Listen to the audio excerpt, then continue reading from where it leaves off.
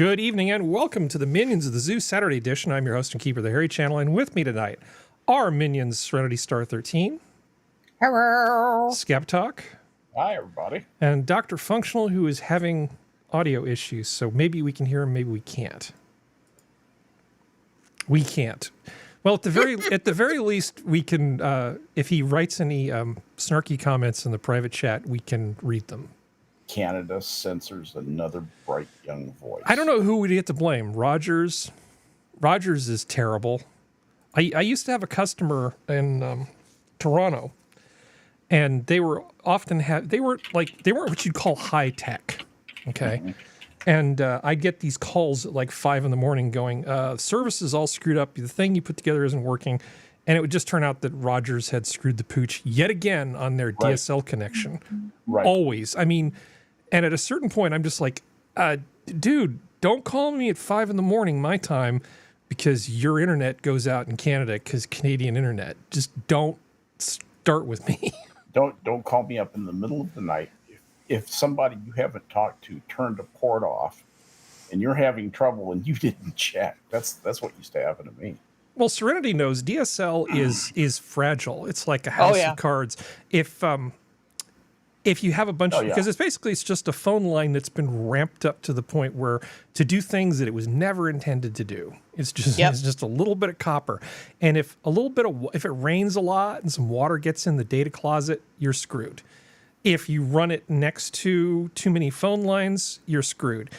If it gets a little too close to an overly active piece of cable, you're screwed. It just doesn't, it's just not reliable. I hate DSL. We all do. We all. But man, okay. Hopefully Functional's going to come back. But before DSL, you didn't really have a whole lot of options. If you were lucky and you lived like in Palo Alto or something, or some of the places that had, like I have a friend who lives in Noonan, Georgia, and they had a little utility district and they ran cable internet to people long before it was a general offering most other places. Interesting. Yeah. There were all these little community-based internet things that had cable, and those you would be happy if you were in one of those. Because what were you going to do, Skep? You were going to contact somebody in the know, and then you were going to try and let them hook up a T1 to their site, and you were going to pay thousands of dollars a month for that. T1s, man. I used to negotiate T1s for Colonial Savings. When you are the IT director for an $8 billion company, this is what you do. Yeah, man. I could talk to you for a long time. We won't do that about negotiating contracts with DSL and T1 lines and frame relay. Oh, frame relay. See, I know. Frame relay, baby. No, we're not. We shouldn't go down that rabbit hole. Nor are we going to talk about CPDP. We're not going to talk about that. Guaranteed carrier rates. Yeah. Yeah. Anyway. So Functional. Can we hear you? No. Hi, Sora. But we can hear Sora probably. I was here the whole time. That's totally. right. No. I don't know. Can you hear me? Yes. There we go. Now that's how we can hear you. Nothing wrong with that Romanian internet. So Functional, in case we lose you later, how have you been? I am amazed. Yeah. That somebody somewhere thought that selling a nickel bag's worth of paint for $4 to $12 a pop for a 30 ml bottle of it. Yeah, that's a thing. Yeah. Like literally 10 cents, 15 cents worth of paint. And they mark up the price like 5,000%, 100,000%. And people buy it. Like I buy it. I go into the store today. I'm like, I needed paint. I need more hobby paints and whatever. And I'm just like, it just occurs to me. I'm like, I could open up a paint factory. No, tell them the first taste is free. Yeah. Pigments are us. How do I get a piece of this? Oh, I have a name for it. Able to bottle paints and what? Pigments of your imagination. Nice pun. Very nice pun. I feel like that already exists. I bet you're the type of bloke who'd start a shotgun just to make me feel better. Yeah. I always like to use the mint-flavored gun oil. That was so bad that like broke my Classic. brain. Where am I? Sorry. Jocularity. Sorry. Flavor of gun oil. But on the good news is it sounds like your microphone is working now, so that's good. I mean, sure, I use Discord and StreamYards and everything else all week long. It's only your show using StreamYards, a program that I use with other people. Don't say a damn thing about my audio issues. I was there on Monday. No audio issues. Yeah. On Discord all week. Oh, no audio issues. It's only when Harry is somehow involved, the technical excellence just shines through. It's probably because happy young man. It's probably because my data rate is so high on my internet connection that it overwhelms StreamYards, and that's probably what it is. It's probably because my network is too powerful for StreamYards to cope with. That's the ticket. Definitely told you it was too big. Definitely. Absolutely. Yeah, he gets told that a lot. Yeah. So the whole thing about buying in volume makes sense, right? If you're willing to commit, you get a much cheaper price. Speaking of which, I went to the restaurant supply today, and I was shocked to see that prices had gone down on a number of things. Gone down. Like the flour that I've been buying was a couple bucks for, instead of being like $29 for 50 pounds, it was 27 and some change. And I actually bought butter for $3 a pound. $3 a pound. That is like so much less than it has been. A number of things. A pound of butter for $3 a pound? Yeah. Yeah. Well, I mean, I bought it at the place where you buy it in bulk. I did buy like 12 pounds of butter, but put it in the freezer, it'll be fine. But yeah, a lot of stuff. Yeah, a lot of stuff actually had become less expensive. So other than like stupid gasoline in California, because California is dumb, have you noticed anything starting to become more reasonably priced, or has it not reached you yet? And this is generally a question for everybody. Not yet, because we're in the midst of our federal election right now as we speak. Yeah. Early voting started yesterday or today. Sora. I voted today. Oh, yay! I was going to, but I just was like, I'll go on Sunday. You vote on Sunday? Well, it's early voting. The official day of voting is Monday. Or Tuesday. Oh, because Sunday's Easter, and I would be shocked if they were voting on Easter, but maybe. 18th to the 21st, advanced voting days, and then election day is April 28th. There's cripple voting, which is there you go. Where I'm going is Tuesday. So, yeah. Timmy. Yeah. I'm gonna go with all the other crippy boys. So I mean, if we maintain the status quo and these retards in my country vote for the fucking shit libs again, well, prices are gonna go up. I guarantee it, because they've been going up steadily and sometimes at steep inclines every now and then for the last decade. Causation being correlation, maybe, possibly. Yeah, I don't fucking believe it anymore. Just like it's always them. It's always them. Always. And we'll see if the opposition can do, or the current opposition can win and then do something about it. I'm just as skeptical about that, because it's the same. It's such a dichotomy up here. We have the two telecoms. We have Bell and we have Rogers. Well, one funds one party, one funds the other party. We have two major grocery chains, Loblaws and Dominion.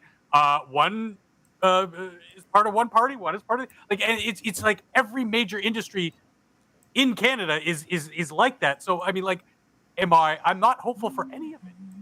All I know is that if the Liberals don't win, bye CBC, bye bye, goodbye, bye. Bye now. Hopefully. They're just gonna drastically defund it and basically say, you're on your own. You have advertisers. You have online streaming services. Have at it. You're part of the market now. Yeah. Do you ever read? Do you ever go on like Reddit, like your local city Reddit or provincial Reddit page at all? Reddit? No. Functional. They have CBC has been campaigning hard with promoted posts.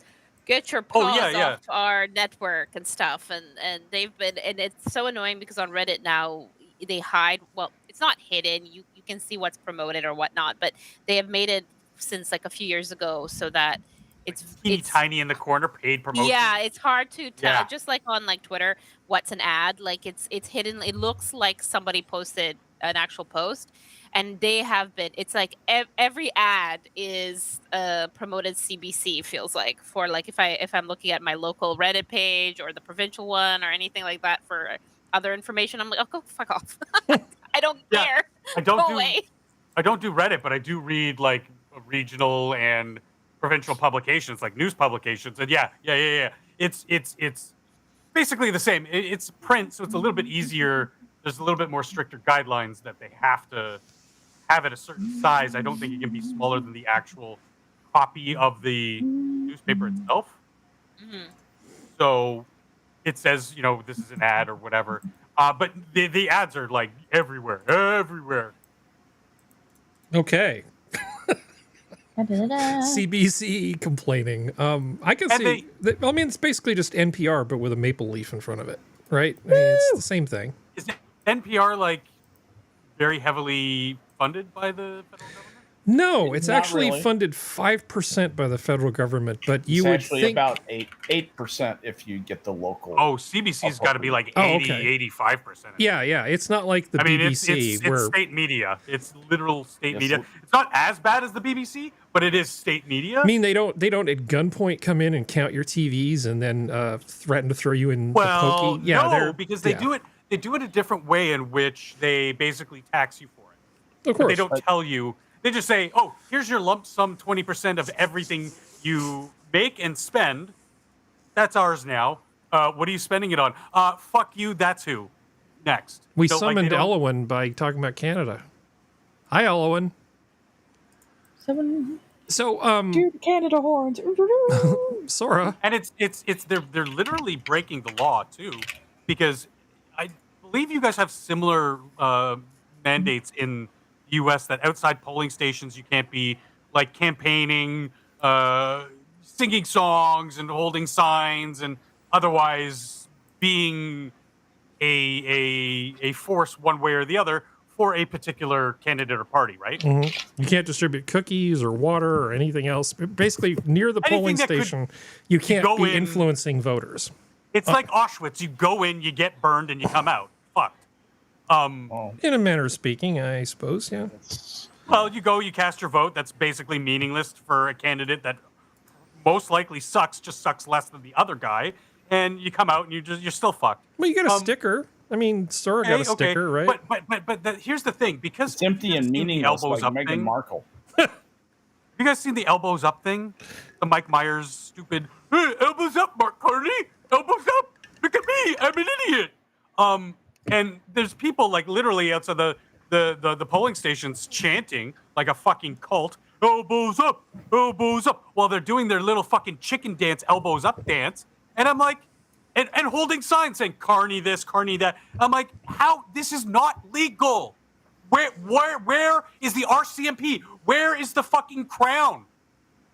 It's fucking maddening. It's driving me nuts. And woosah, I'm done. Yeah.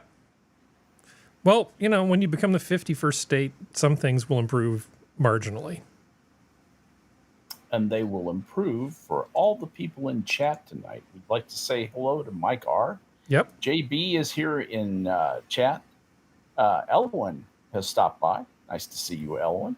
Yep. And the other folks in chat that I saw, Mike R. was here earlier. Mike's still here. Howdy. Yep. And I might have already said hello to JB. And somebody named SkepTok. SkepTok. SkepTok, if that is your real name, which it is not, Frank. Everybody knows my name. So we should loop back because we haven't said Sora's eating salad, so let's say hi to Serenity. I'm here. Oh, sorry. Say hi to somebody else. Just keep eating your Canadian salad. Probably comes in a bag or something. Okay. She's Serenity. not the province that does the bag shit. Stop Never let the truth get in the way of a joke. That's what I always say. Hello. Yeah. Hi. So, West Virginia, you good? Yeah. We're Grinch green again just because of the amount of rain we've been getting. but that's normal for this time of year. But other than that, we're good. Let's see if I can find. I have a palate cleanser here. It's about Virginia. I'm insulted now. What? West Virginia, and yes, we're neighbors, but that's it. There. Exactly. So basically, maps on the web. So this is Virginia, right? So in 1609, by definition, it would have been all of that. And then it just gets smaller and smaller as each year. And then once at the end says, they lose West Virginia in 1792, right? Or I'm sorry, 1863. I was about to say 1863, mother. And somebody comments says, with your donations, we can reduce Virginia even further. Yeah, reduce them to just Virginia. Well, I don't know, reduce them to Virginia Beach. Just reduce them to like Charlottesville or Crystal City or something like that. Make it so small that on the map all they can put is Verg. Serenity, why did West Virginia happen? What was the deal with that? Well, technically it was because people got pissed off at each other because Virginia, when we were whole, had basically the lawmakers had basically done what England did to the United States, which is, well, we're landowners, so we're going to make it so we have tax breaks, but we're going to make it harder to do other stuff in the rest of the state, which basically meant that the major landowners had lower taxes and everybody on my side of the mountains didn't have lower taxes. So we were paying more for less and they were paying less for more. And West Virginians were like, fuck it, we're going to side with the North and be against slavery because we can't own slaves. How much land they own, wasn't it?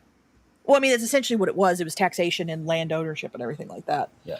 But because we were so poor in the Appalachians anyway, most people, if they did own slaves, they work alongside their slaves. And I think the average size of slaves was like 12 in West Virginia, and it wasn't even that many people that owned them. What kind of work could you get out of a 12-year-old? No, 12 of them. I thought you were in these, they were size 12 slaves. I was going to say, is that metric or imperial? But because there's a whole... there's a whole bunch of different books. Bigger as the numbers go down. Is there it like a gauge? But yeah, so we sided with the North. Yeah. All right. Well, that was fun. But yeah, well, I mean it's basically everybody keeps the explanation. That was really well. Well, everyone keeps trying to do the whole thing of like, well, we sided with the North. It's like, yeah, but we weren't any less racist, guys. Like, we have to remember the time period. The North wasn't really not racist. They were just like, we don't want to separate. So, racism is racism. Like, well, they were racist. They just weren't slave owners. I mean, it's a question of degree. And considering that they were not agricultural and had all this stuff going on with industry, they didn't have the need for slaves in the same way as the South sort of did. Okay. The South had all these problems, that technology might have made the need less, but they didn't even use, I don't even know how many slaves were in the South. It wasn't really even that many, was it? Well, I think it's not, that's the problem when they try to say that they built America, and it's like, you didn't. Well, it was a group effort. Lots of people contributed. My ancestors did, yours did, the slaves did. Well, that's the thing, though. It's like, I think at its height, it was still less than 1 million, I think. No. Okay, sorry. 1790, there were 700,000. By 1860, which was 3 years before West Virginia broke off, the entirety of what was the United States had 4 million. But even then, that's in comparison to a bunch of stuff that's not that many.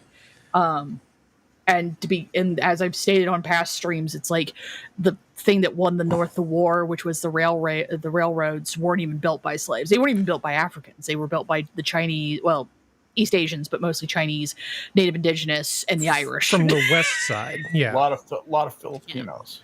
Well, yeah, that's the reason why I've opened it more to East Asians now, because it used to be that everybody thought it was just Chinese. No, you're right. But it was Koreans, Japanese, Philippines, and all that kind of stuff. I saw a documentary about that. I think it was called Blazing Saddles. And technically, the railroads were built from the east and the west because we met in the middle. Yeah. So it's in Utah with a golden spike. Yep, which I'm sure got taken out real freaking quick because no one trusts nobody. Where did they meet, Skep? I can't remember. It's like it's something with a P. West. Yeah.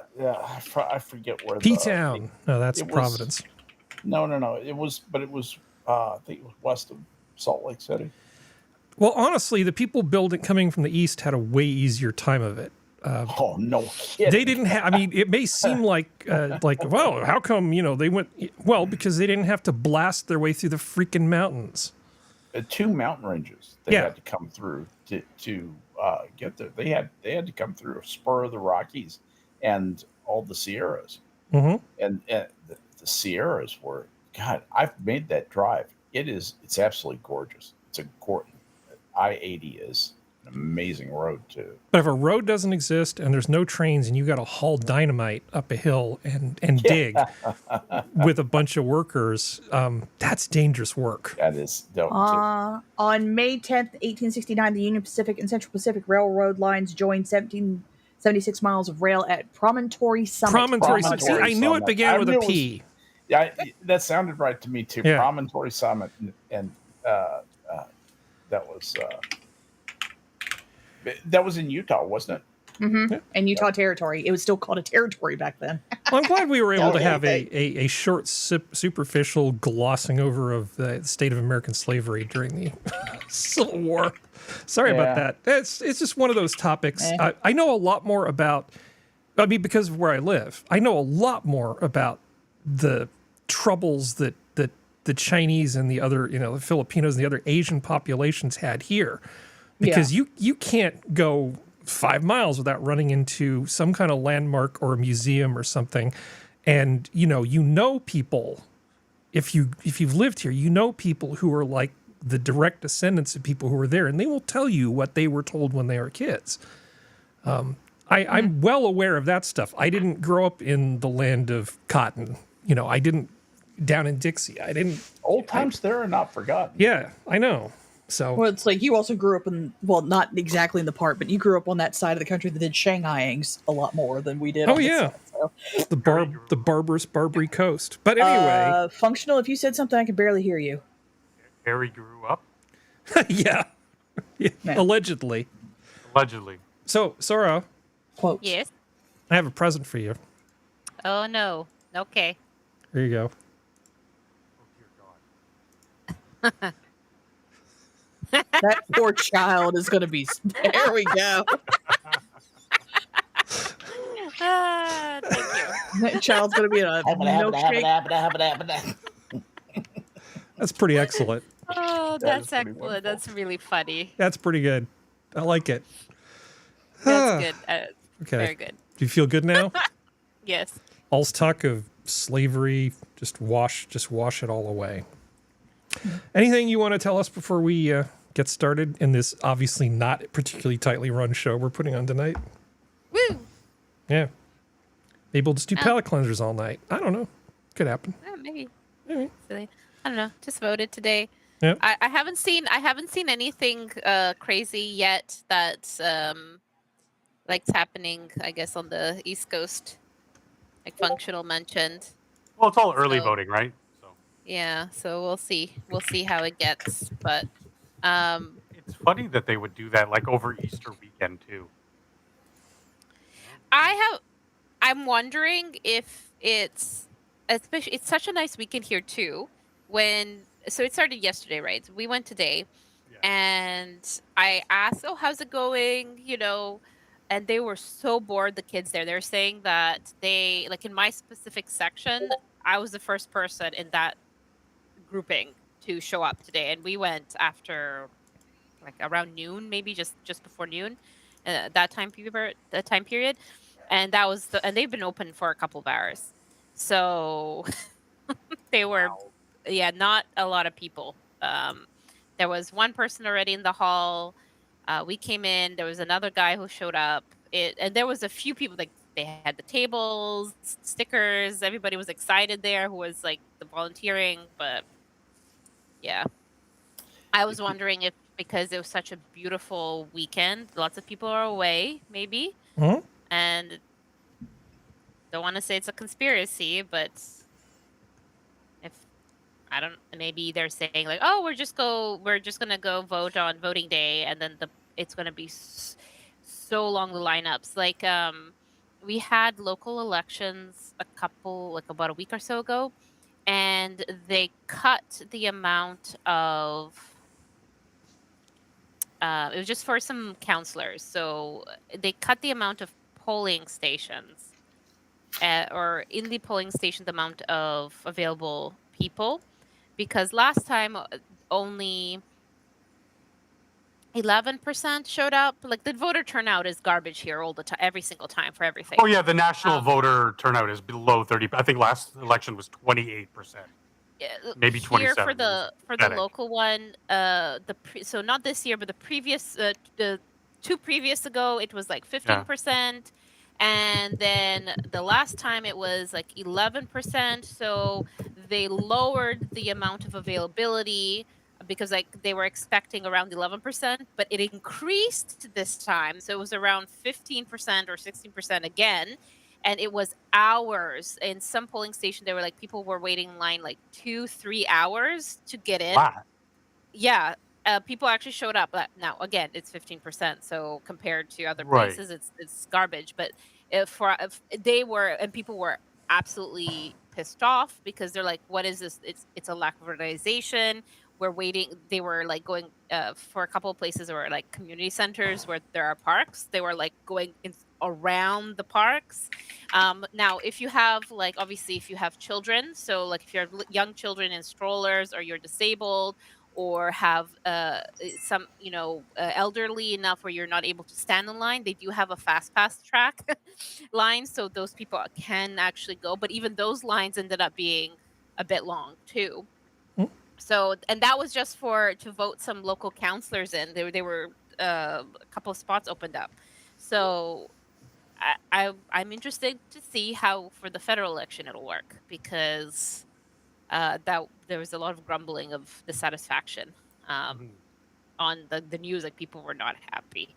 Bastards. I have been watching the polls up there, and it is fascinating. The latest poll this is from mainstream research, reveals a very interesting thing. Liberals have 39%, conservatives have 38%. The NDP has 7%, and Bloc has 6%. Oh my God! Like the Green Party and the People's Party could make the difference in this thing. Like a 2%er could come in and help form a weird coalition government. And this is from the votes that have been cast, or no. These were the polls as of day before yesterday. Oh, I'm skeptical about the polls up here, especially considering everything's corrupt, even more so than in your country. It's almost like a banana republic. But this is an unsponsored poll. I mean, I know, but the polling changes. It went from, I think, when Justin Trudeau stepped down, it was something like an 80% or 78%, just under 80 market share, whatever you would call it in electoral stuff, for the Conservative Party of Canada. And then all of a sudden, like 3 months later, it's like, oh, well, they're neck and neck. I don't buy it. Nothing really has changed other than the face of the party to drastically shift the numbers that big. I'm not, saying you're wrong, Skep. I find polling such a, I don't know. I get dirty every time I unclean every time I hear polling numbers, whether it be down there, up here. I don't know. Maybe I'm just full of shit. Polls are cap. See, I use Gen Z terms there again.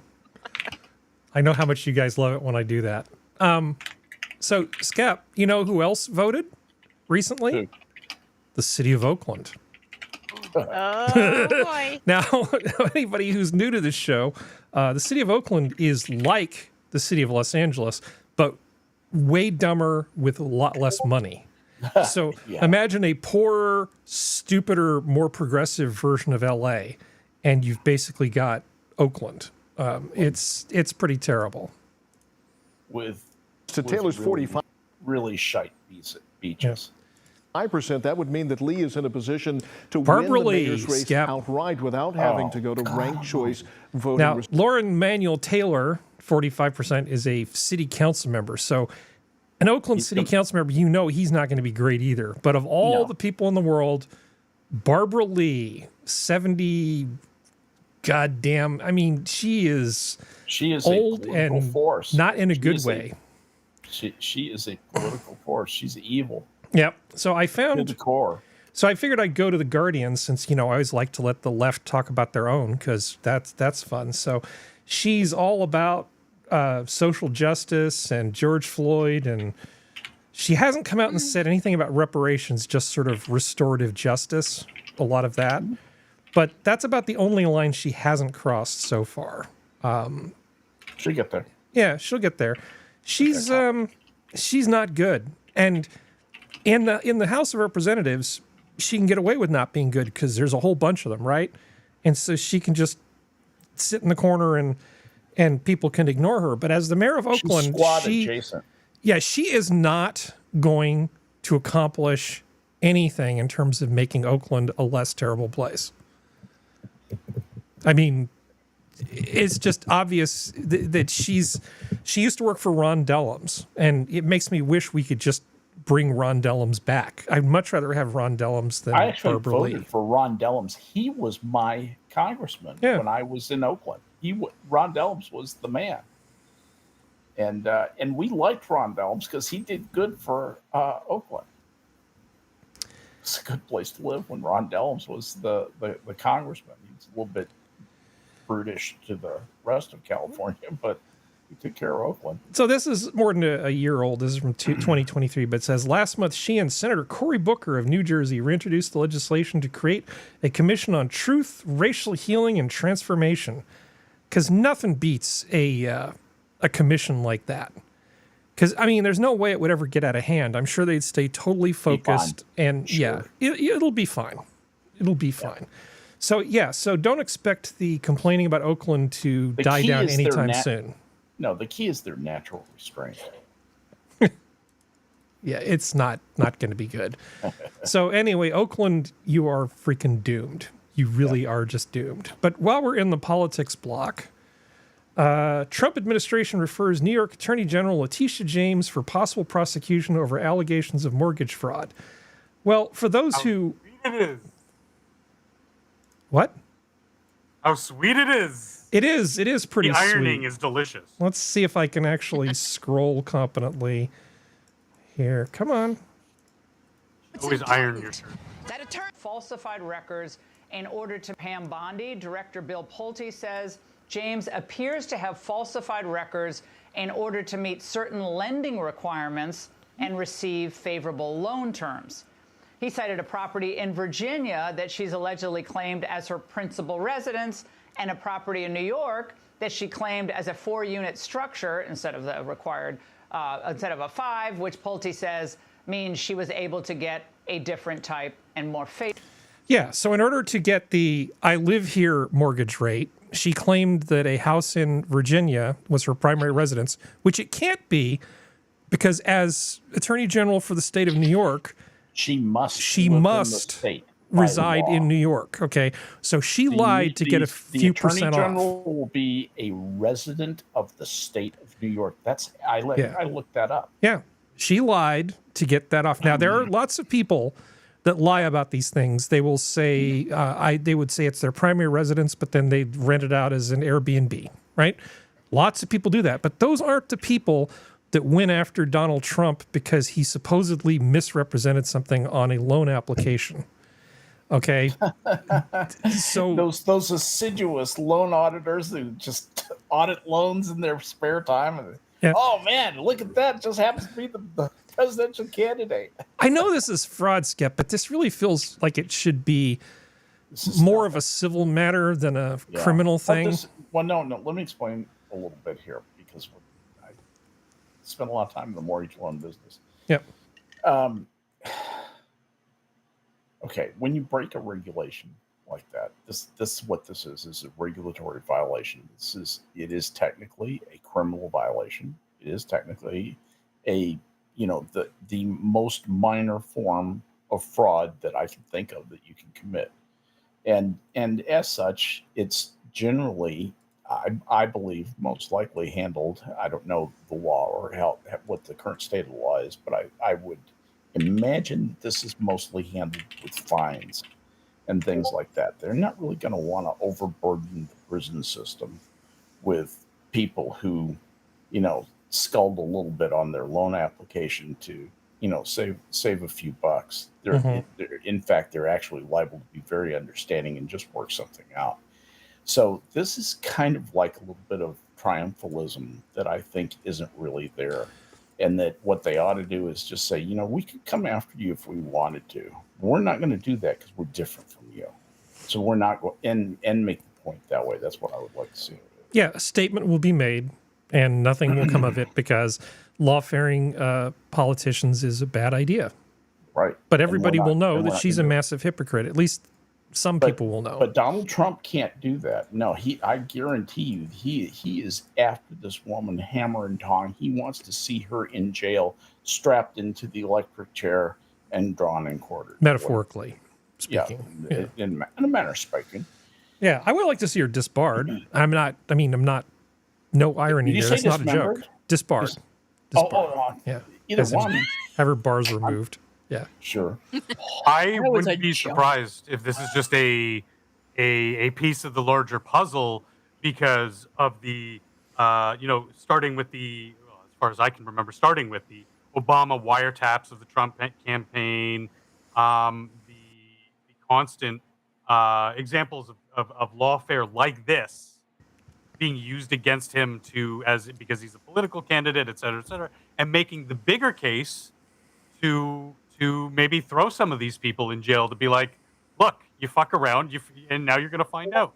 You guys get in jail for breaking some pretty serious stuff. I mean, sure, this might just be one cog in the machine of this conspiracy, but I mean, if you can make some examples of some of these people and show the public, hey, look, we just took down a major ring of people who were conspiring against you, the people, to fix your elections. Yeah. Well, we did it. We got them. The greatest investigation anybody ever seen. Some might say the best. Well, it couldn't happen to a nicer person than Letitia James because she's fucking terrible. All right, let's. She is, but we still shouldn't go after her. So, Serenity. Yo. I know you're a little cynical about things that people say about Milei and Argentina. Okay, so you're the perfect person to throw to for this. Now, this may all be a giant pile of bullshit. Okay, so just preface that. Poverty in Argentina falls from 52% to 38%. Not that 38's a great number, but it's a way better number than 52. So there could be some monkey business because statistics are easy to kind of mess with. Well, also, it's been too short. Like, just because poverty goes away for 2 years doesn't mean it's gone away permanently. People in poverty could have good years. I'm not saying he shouldn't be rewarded for doing that because it's still impressive if that's legit numbers. But if they get out of poverty and stay out of poverty for like 10 years, then I'll believe the number. But he's only been in power, year and a half, 2 years? In 10 years, he'll be replaced by somebody else when the pendulum swings, and those people will be thrown back into poverty. And that will not mean that his policies weren't good and effective. It's one of those things like I said, you can get out of poverty temporarily. But there's a lot more to poverty than just a shit-run country. It doesn't help. Don't get me wrong. It doesn't help at all. But there's a lot more to it than just that. Yep. More power to him. But it looks good, right? I mean, all other things being equal, that looks like things are going in the right direction.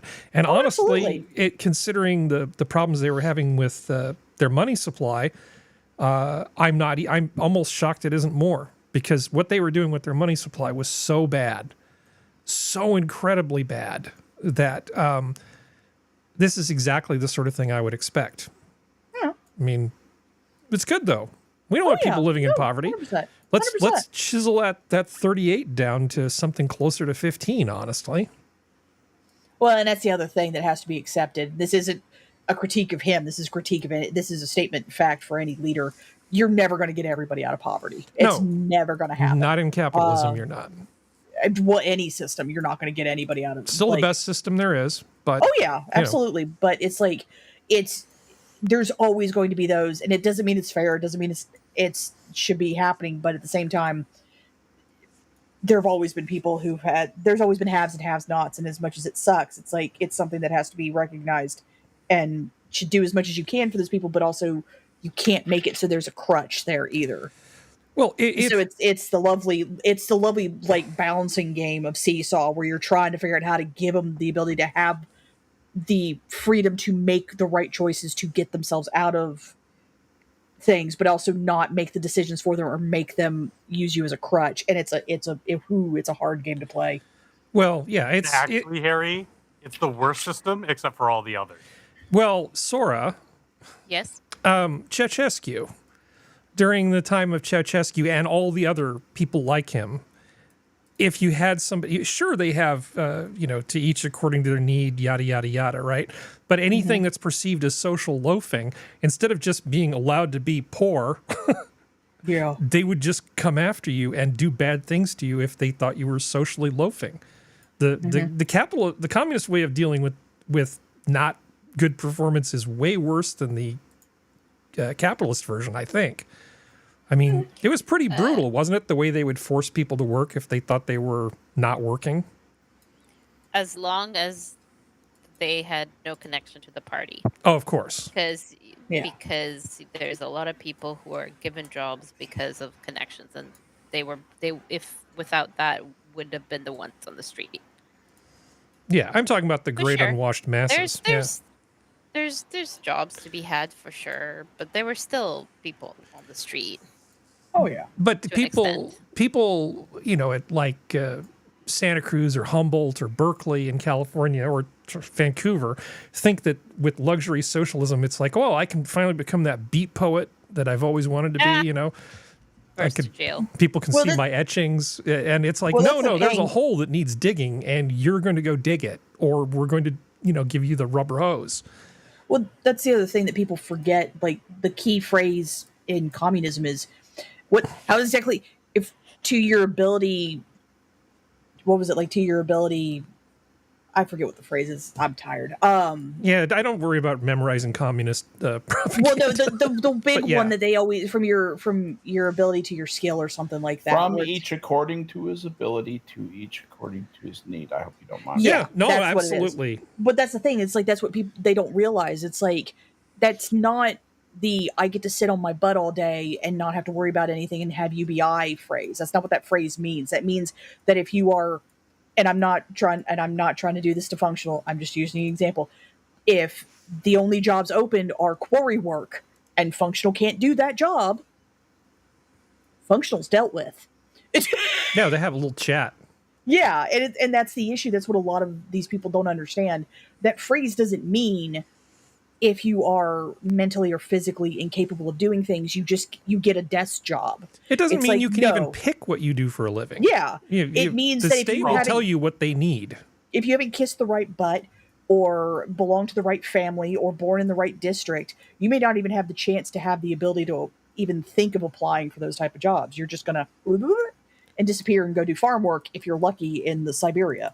And that's what a lot of them don't grasp. They look at it through rose-colored glasses and then get pissed whenever anybody highlights that that's not the case. Oh, holy cow. Look at this link that's on this Malay article that I hadn't seen. David Hogg, the time for James Carville's timid politics is over. Jesus Christ. He needs to just go away. His time, his 15 minutes have been up for a long damn time. He keeps trying. Did he ever do anything with that? Well, he's now the head of a DNC committee, I believe. Good God. Like he got voted in, or he announced this week you're the vice chair of the Democratic National Committee. Yeah. Yeah. Hold on, Skep's trying to break in. A guy who was miles away from a shooting he did not witness has made more out of being a student at the same school where the shooting occurred, even though he was not there that day. Yeah, AOC has more of a claim to being affected by J6 than he does to that thing. For real. Allegedly, because don't sue me like Alex Jones, because I don't want to get, Know. Well, no, this is by his own admission. He said he got on his bike and rode back as fast as he could. Rode to the school as fast as he could as soon as he heard about it. He heard about it on his phone at home. That's how he knew about the shooting. Somebody called him up from the school. Hey, there's a shooting going on. Shooting was over by the time he got there. Huh. But he's got PTSD from it. He does.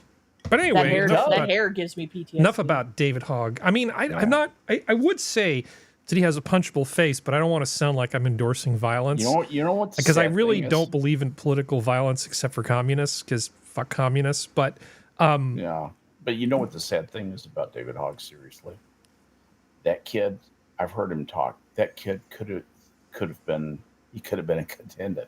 He could have been something decent. He has a basically intact and good mind. It has never been trained. It's been filled with a bunch of propaganda. He's got youthful emotion, hormones, all that crap goes into the mix, and he's acting like a crazy fuck. Everybody understands that, but the sad thing is that we might have been deprived of somebody who might have been a pretty good lawyer, or maybe a pretty good accountant, or a geologist, or whatever, and instead we've got a little airheaded fuck because his parents didn't know how to raise a kid. He's all pathos and no logos. And he could do logos, but he doesn't do it.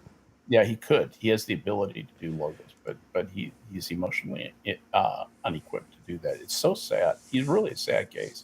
And he also looks 40 at 25. Yeah, there's that too. I think he's hitting the substances pretty hard. I don't want to be. I don't want to be unkind about his appearance.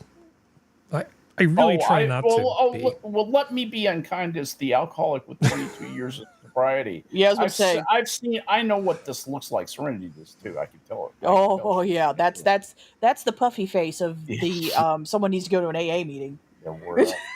Yeah. Well, if one drink is good for your health, 10 drinks is really good for your health.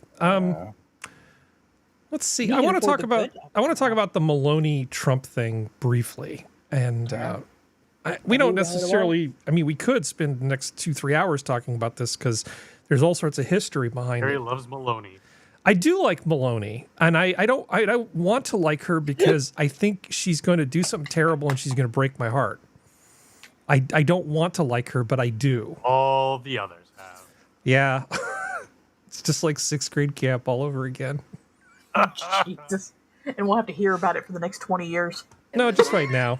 At the end of the day, look, somebody calls me, I was saying it before, such a Western nationalism. I don't know if it is the right word, but I know that when I speak about West, mainly I don't speak about a geographical space.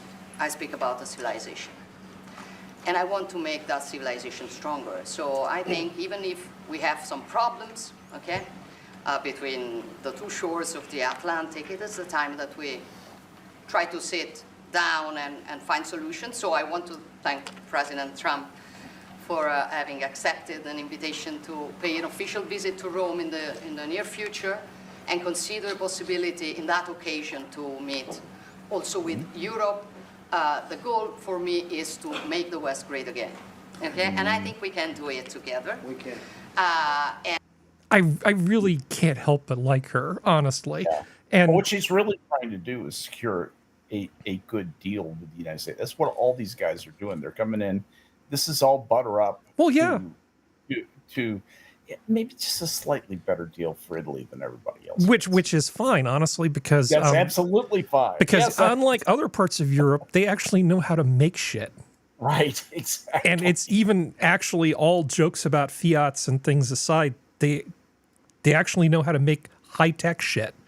Yep. I mean, in terms of aerospace, Great Britain has some good stuff, or sorry, the United Kingdom, sorry. And, the French try, but they're French, so, whatever.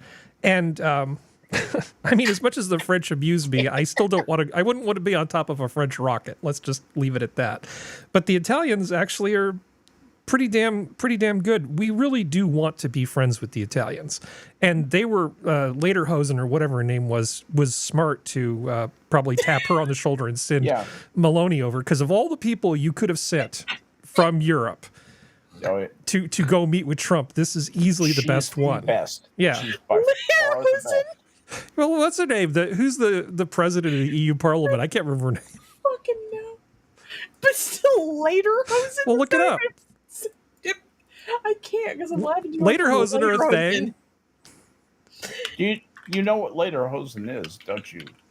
It's basically Dutch overall shorts.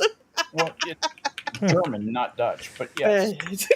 The Dutch ones are probably called something else. They are. They're called something even more ridiculous sounding. No, it's a Dutch word, and it's a really fun one, and I can't remember. Speaking of the Germans, like they were onto something with the Italians. Yeah, the Italians. Mussolini's headquarters building though was creepy. But right now, us being friends with the Italians is a good thing, and her actually recognizing this history of the West thing is important to me. Now, I won't be long about this, but you can draw a pretty direct line between Rome and us right now. You can either draw that line through the great trading cities, because the sons of Charlemagne took over each of them, right? After Charlemagne took over what was left of Rome. But it was the influence of Rome that started all of that trade and stuff. Or you can go all the way to Londinium and you can see the influence that the Romans had on the British and the influence that they had on the founding of the United States. We are all, Italy and the United States, part of this huge Roman, Latin, Anglosphere thing that has just almost all of these massively important things that have happened in this world are a result. You can draw a line between them with the red yarn. We're related intellectually and spiritually and legally in a lot of really complicated ways. So she's not going to go into that because she's not as big a she's not as terrible as I am where I bring stuff like this up. But I do think it is actually important. If you know your history and you know about the history of law and all sorts of other things, we are actually connected, the Italians and us. We are their descendants in a way. We're like their great-great-grandchildren who've gone on to be very successful. And we admire them and they're proud of us, and we actually should be getting along. We should be getting along. Yes, we should, but I wouldn't say the Italians are proud of us. I think whether they admit it or not, most people in the world at least sort of begrudgingly admire America for one reason or another. Oh, yeah, but it's still, a lot of people, especially in Europe, still abide by the New World Degenerative theory, which is that we have no culture, even though we do, and it's just because they can't stand their own. But anyway, it's still the whole fact of, like, it's the begrudgingly kind of respect you, but at the same time kind of hoping for your downfall, but not in a downfall that's going to hurt us, just hurt you. Right. Which none of them quite realize that if we go down, there's going to be ripple effects for a very long time. Well, even the best familial relationships have rocky times, right? Oh, yeah, absolutely. You get to be 13 or 14. It's like, you're not the boss of me, Mom. That kind of stuff always happens. But at the end, we are still sort of one big happy family. And intellectually, spiritually, legally, we are actually related, the Italians and us. And we ought to just get along. Yep. The same thing goes with the British, except the British every now and then just become completely ridiculous, like they are right now. It's like, holy crap. Anyway, I don't want to think about Great Britain because it makes me sad. I thought of the word for lederhosen in Dutch. Okay. It's kortebroken. It's kortebroken. Good God. I used to say it wrong, but it's kortebroken. That's how you're supposed to say it in Dutch. So I knew Serenity wanted to know. It sounds Dutch. Because their language is a little weird, but yeah. It's a very, very It's different. It's different. We'll go with that way. German is. Well, while we were talking about Europe and history and all that sort of stuff, I actually ran across this thing. I didn't know until recently that we actually built artificial harbors to help bring in the ships and the troops and the supplies after D-Day. They built them in England, didn't they? They built them in England and then floated them across the various components. They barged them across. And they named them Mulberry A and Mulberry B, and Mulberry A was at Normandy, and I think Gold Beach was where Normandy B was. And no, Mulberry A was at Omaha. I'm sorry, Omaha. Sorry, yeah, Omaha. A was Omaha and B was Gold. Yeah. So I have a little piece of a short here so we can get a visual aid going. These are the remains of one of the greatest feats of military engineering. I'm going to kill the audio, though. So these are the artificial harbors that they actually built. And it's like, these are really impressive. Wow. Yeah. Here was the problem, guys. Or do you want me to... No, go ahead. Go ahead. Okay. Go for it. Here was the problem. You had the North Sea is one of the most turbulent parts of any ocean, anywhere, anytime.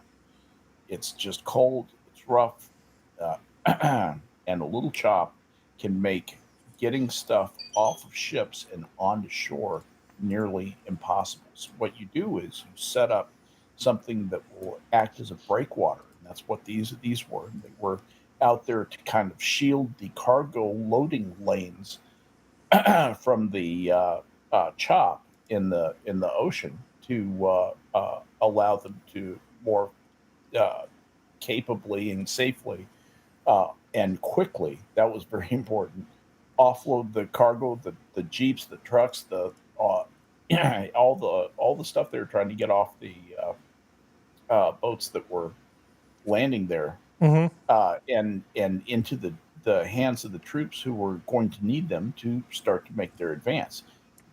They shipped an amazing amount of cargo, amazing amount of everything to support those troops. Man, I'll tell you one thing. Every time I reflect on D-Day, one thing comes back to me.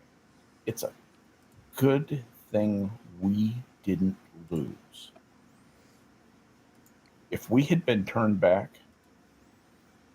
we would have lost 100,000 men. A lot more people would have died. But we lost 100,000 men in a day. But we were talking about the Army Corps of Engineers with the fires, right? And we mentioned the Army Corps of Engineers earlier. And this is the English version of this when it mattered. And so they built these massive structures, floated them across. And so they didn't just have a breakwater. They had multiple layers of it because, as you said, this water was extremely hostile. So they basically sank structures, then put breakwaters behind those, and then built all the stuff so that the ships could come in and dock in the calmer water and unload and load right onto the beach. It's a huge accomplishment that they were able to do this because you had all these men fighting, right? And then you had a huge number of these engineers building this thing too. They weren't on the front lines, but you can just imagine the amount of work and sweat and toil that they had to put in preparing for this invasion. It's truly an amazing thing. Now, a once-in-a-century storm basically hit and took out Mulberry A soon after it was built. It was a summer storm. They figured the weather would be okay because of the time of year. Nope. Freak storm came along, completely destroyed Mulberry A. Mulberry B managed to keep functioning. And that's how we got all of that shit onto the continent after D-Day. That is the best weather of the year is June and July. Yeah. But you halfway through August, the North Sea starts pitching up. Yeah. So, I mean, here is Southampton building these big caissons that they floated around. So these were the breakwater. The Phoenix breakwaters were a set of reinforced concrete caissons built as part of the artificial Mulberry harbors that were assembled as part of the preparations for the Normandy landings during World War II. A total of 213 were built, with 212 floated or side launched. Yeah, amazing. I thought there was a diagram of the whole thing. So here's the aerial view of this thing. That is impressive. Yeah. That is just damned impressive. Well, when shit matters, you got to get serious. There's no time for faffing about. I love engineers. Yeah. I love me some engineers. Yeah. All that practical stuff. Yep. Good job, England. Wow. No kidding. Too bad you're a bunch of cucks now. Yeah. It's so sad that they've given their country over and they don't even care now. No. they're supporting it. They think this is great. They don't realize what it's going to be when, hijabs are mandatory and there are beheadings in the public squares. Could happen. It'll be just like 1600s again there in England. Well, I mean, I don't know if that's what's going to happen, but I can say that there's definitely people that are there now that want that to happen. Sure. Yeah. Well, they're very vocal about it. It's not... The cool thing about Anglicans is they will support the religion that wants to burn them at the stake. They'll even help prepare and cater their own burning and make it convenient for them. That's what I love about the English. A fucking bunch of idiots. Yep. So, Serenity, you're leaving in 15 minutes, right? Yes, sir. Okay. How about a feel-good story? Hit me. You guys want to feel good? Functional, you want to feel good? No, you don't want to feel good. No, he just wants to be grumpy. Missing Arizona toddler I've seen this. found My mom 7 miles from home with rancher's dog. Yep. The rancher's dog actually found him underneath the tree. Yeah, apparently a 2-year-old. Do we know that the rancher's dog did not kidnap the kid and then bring him back and just for glory and steaks and stuff? Well, it says here, a rancher's dog is being credited with helping protect a toddler who went missing in Arizona this week after he wandered away from his home and was found several miles away. He was found 7 miles away over 2 mountains from where he was. He toddled was 2 a lot. and barefoot. He was How old is this kid? 2. He was a toddler. No, that is parental neglect. That's what that is. Yeah. That's parental neglect. I assure you. If he rode the dog. Maybe. Yeah, the dog clearly took the child. Yeah, a search and rescue party consisting of 40 members was put together to look for the toddler, according to police. After 16 hours of searching, the boy was found in a rancher's driveway almost 7 miles away from his home. But the boy wasn't found alone. He was with the rancher's dog named Buford, a 5-year-old Great Pyrenees Anatolian mix. There's He Buford. looks like it. He looks like a Buford. He looks like a Buford. What a That's good an excellent boy. name for him. What a good boy. So you feel good now? He looks like he's so done with everyone's BS. It's like, I can't believe this useless bipeds can't even keep their pup in line. Yeah. Have we looked at the dog's phone records to see if he was part of the kidnapping or something? Exactly. You're thinking of this is like a Jean-Benet Ramsey sort of thing? Perfect. Exact. We don't know what happened here. And the dog has not been cleared as a suspect. Yeah. Look at that look on its face. That's kind of suspicious looking. All right. It's the Anatolian in him. It's those dang Eastern Europeans. Yeah. Look at that It's got that lean and hungry look. He's mostly fur. I've seen pictures of him standing up. Like he's a big old fuzzy boy. And he came walking back with the kid. So he found the kid under a tree, which the kid basically, as best as 2-year-olds can tell you anything. The 2-year-old basically said where he was when Buford found him and showed everybody where the tree was that he was under. But he was curled up underneath the tree asleep, and Buford apparently makes, like most dogs that are like that, makes a turnabout the property at night to keep coyotes and all that kind of stuff off the property. And Buford went by the tree, and there was the kid, and then Buford walked the kid back to the house, and the rancher went, "What the fuck?" I told you not to bring these home. Yeah. Like, why did you bring a child home? What the fuck? Where did you find? It's that moment of, where did you find this? Can you put it back? Well, I think we can give Buford a big POB. Oh, the rancher's wife. Rancher already said that his wife was like, he's getting a steak tonight. Yep. Good job, Buford. Oh, good boy. Okay, so we feel good. So functional. Yeah. Did you hear about the most recent possible discovery of, indications of life outside the solar system? There was a thing that came out just this week. This week? No. Yeah. Strongest hints yet of biological activity outside the solar system. By the way, I'm going to serve up this glass of lemonade and then pee in it. So, you know that it can't be as good as all this. But Cambridge University put out this happy, shiny sort of thing saying, essentially in these sort of Neptune-ish size planets, right? You can have, if the conditions are right in terms of heat and things, you could have, theoretically, an ocean with a hydrogen-type atmosphere. So they're saying if it's in the right zone, it's the right size, you could have this type of ocean that might support something resembling life.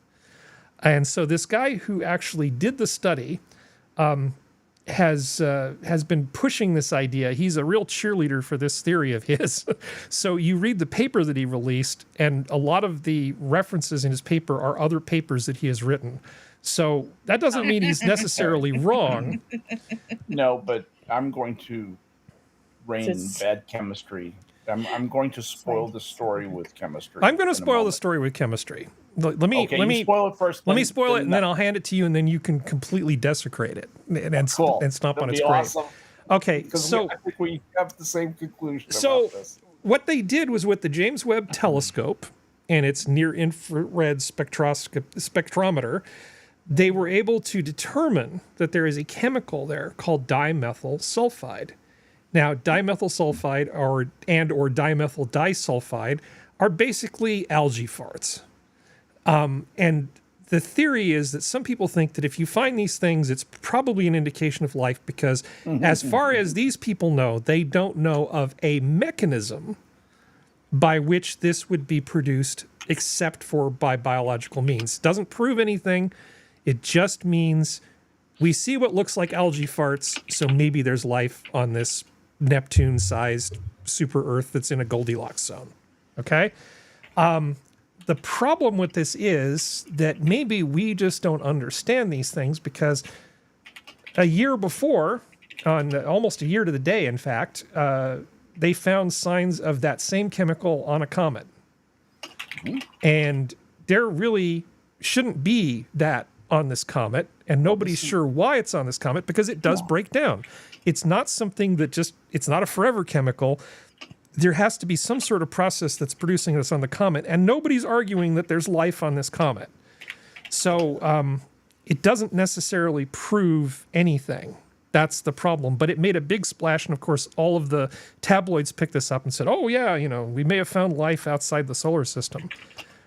Because, of course, that makes for a great headline. The problem is that you have to explain why there isn't life on this cold, nasty, terrible comet, which there isn't. Is that basically right, Skep? Basically what I was going to say. Okay. Going into a little bit more detail. Dimethyl sulfide and dimethyl disulfide, which is basically dimethyl sulfide in the presence of free sulfur. Okay. What this tells me is that this is one of those sulfur fucking planets. All right. And there's probably some carbon around and a bunch of methane. Hydrogen is ubiquitous, and so in the stream of all the spectroscopy that comes out of this, the tiny little photons leak their way to Earth, and we say, oh, there's the signature for they have dimethyl sulfide on that planet. Well, dimethyl sulfide is a very, very simple compound. It is unbelievably easy to understand. It doesn't get produced in our nature a lot because of our environment. It's not to say that in a different environment with different pressures, with different temperatures, we have no idea of the range of possibilities that could produce this or produce something that looked like it. So, and with that, I say, no, you haven't found proof of life. It's tantalizing. I know you want to. And so why did they conclude that? That's the other thing I wanted to say. Why did they conclude that? Well, because if the difference between you getting a grant next year is being able to get a bunch of clicks by saying you might have discovered life, or saying, no, realistically, it could be promising, but we'll have to investigate further. Which paper do you write? Well, you write the one that gets you the money, and that's why I believe that paper exists. The guy pushing this theory knows of about a dozen other candidates that might follow this, and he's very, very in love with this theory. I'm not surprised at all. Yeah, so they have the signal has 3 sigma significance, meaning that there's only a 0.3% chance that it's a false positive for this test. But he needs a few more days of time on the James Webb Telescope. Not just the 8 hours they used to do this. Days. days. A very valuable time on the most expensive scientific instrument ever created, in order to get rid of that, to get it to 5 sigma. Okay, it's like, I'm not saying he's wrong. Just saying that maybe he doesn't know as much as he says he does. He's just a little invested in it, and it feels like he's suffering from a lot of confirmation bias. Well said. That's the only thing. What's the likelihood that he'll be granted any time on the James Webb? I don't know. I don't know about the politics of the James Webb, honestly, and how the selection is done. But I would imagine that the wait is long, and the number of people that want stuff is long, and that getting a few days worth of time on the web is going to be impossible anytime soon. Yeah. Well, you know what? Anything like this is fun. Yep. So, good luck. Isn't it amazing that we can measure this shit, though? I mean... Yeah, that is kind of fun that they can get the spectral drops on something like that. Yeah, it's kind of amazing that they can actually do any of this. It's just astonishing to me. Yep. All right, well... I've loved this stuff since high school. I've been so invested in astronomy my whole life. So let's talk briefly about everybody's favorite topic, dementia. Well, no, it's not. It's nobody's favorite topic, but... What? Who? Oh, sorry. What's my name? It's Shemp. Okay. Weight loss drugs like Ozempic may guard against dementia, research finds. Yeah, how about no? Who did the research? Yeah. Top people. It's a peer-reviewed study. This is falsifiable. It's also, once again, it hasn't been enough time for us to really know. Well, you can't do a longitudinal survey, but I would like to know what the basis of that is. Do they have anything at all? The basis of it is that diabetes messes up vascular systems, and there are types of brain conditions that can occur as a result of vascular issues. So by reducing diabetes, they're claiming that it actually may reduce the incidence of dementia. But let me offer you another article, and then you can consider these as a pair, okay? Up to 13% of dementia cases may be actually be a misdiagnosed treatable condition. Essentially, your liver's screwed up, it messes up your brain. Yeah. Now, that's why when people die of liver disease, it's called corking, because they literally go crazy. Yeah, hepatic encephalopathy is basically what they're talking about, which is cirrhosis of the liver. So if you take a GLP-1 drug and it causes you to reduce your body fat, thereby reducing the incidence of fatty liver, you push people further away from cirrhosis or anything even resembling it. I can imagine that maybe it's not the diabetic angle that's really the main thing, but it could also be because of improvement in overall health, including the liver, right? That it actually might... Mitigating the obesity. Right. By mitigating the obesity, you improve the liver health, ergo, that might be the thing that actually causes the dementia to go down. Because we really do need to get a handle on this, because people are living a lot longer. Yeah. And it's crushing. To find dementia. It's crushing to have people suffer from this stuff. So that's what my mom died of at 90. Yeah. She died of dementia, and she didn't know what was happening in the world the last 4 or 5 months of her life. Yeah, which is terrible. What were you going to say, Serenity? Well, it's also the fact, as someone who has had to deal with people who go into basically a diabetic crash, they go nuts. Like, I can understand, especially if they have late state, like they just had minor diabetes. And then as they get older, it kind of, as the body weakens a little bit, it becomes on stronger, how that can be misinterpreted as dementia. Because I've seen people who've had like their insulin crash look like they're nut jobs, and they're not. It's just but here's they can't process like it. Like, as much as I hate to say it, the scene in Steel Magnolias where Julia Roberts' character has a sugar crash, that especially there's so many, like, people would misinterpret that as a psychotic break. It wasn't a psychotic break. It was just the adrenaline, anxiety, and the sugar crash just happening all at once, and it just... That was really realistic, by the way. Yeah. Sorry, go ahead. Well, it's just, that's the thing of, like, I think, it's like stuff with, and it's so many different diseases. It's fibromyalgia, which really doesn't technically exist, but doesn't. But anyway, it's a set of symptoms that they've put a label on. Right. Well, it's also like people are starting to find that maybe they don't have, like, there's certain types of dyslexia that can make it look like you have ADHD and you don't, or OCD, and it's actually just a form of dyslexia.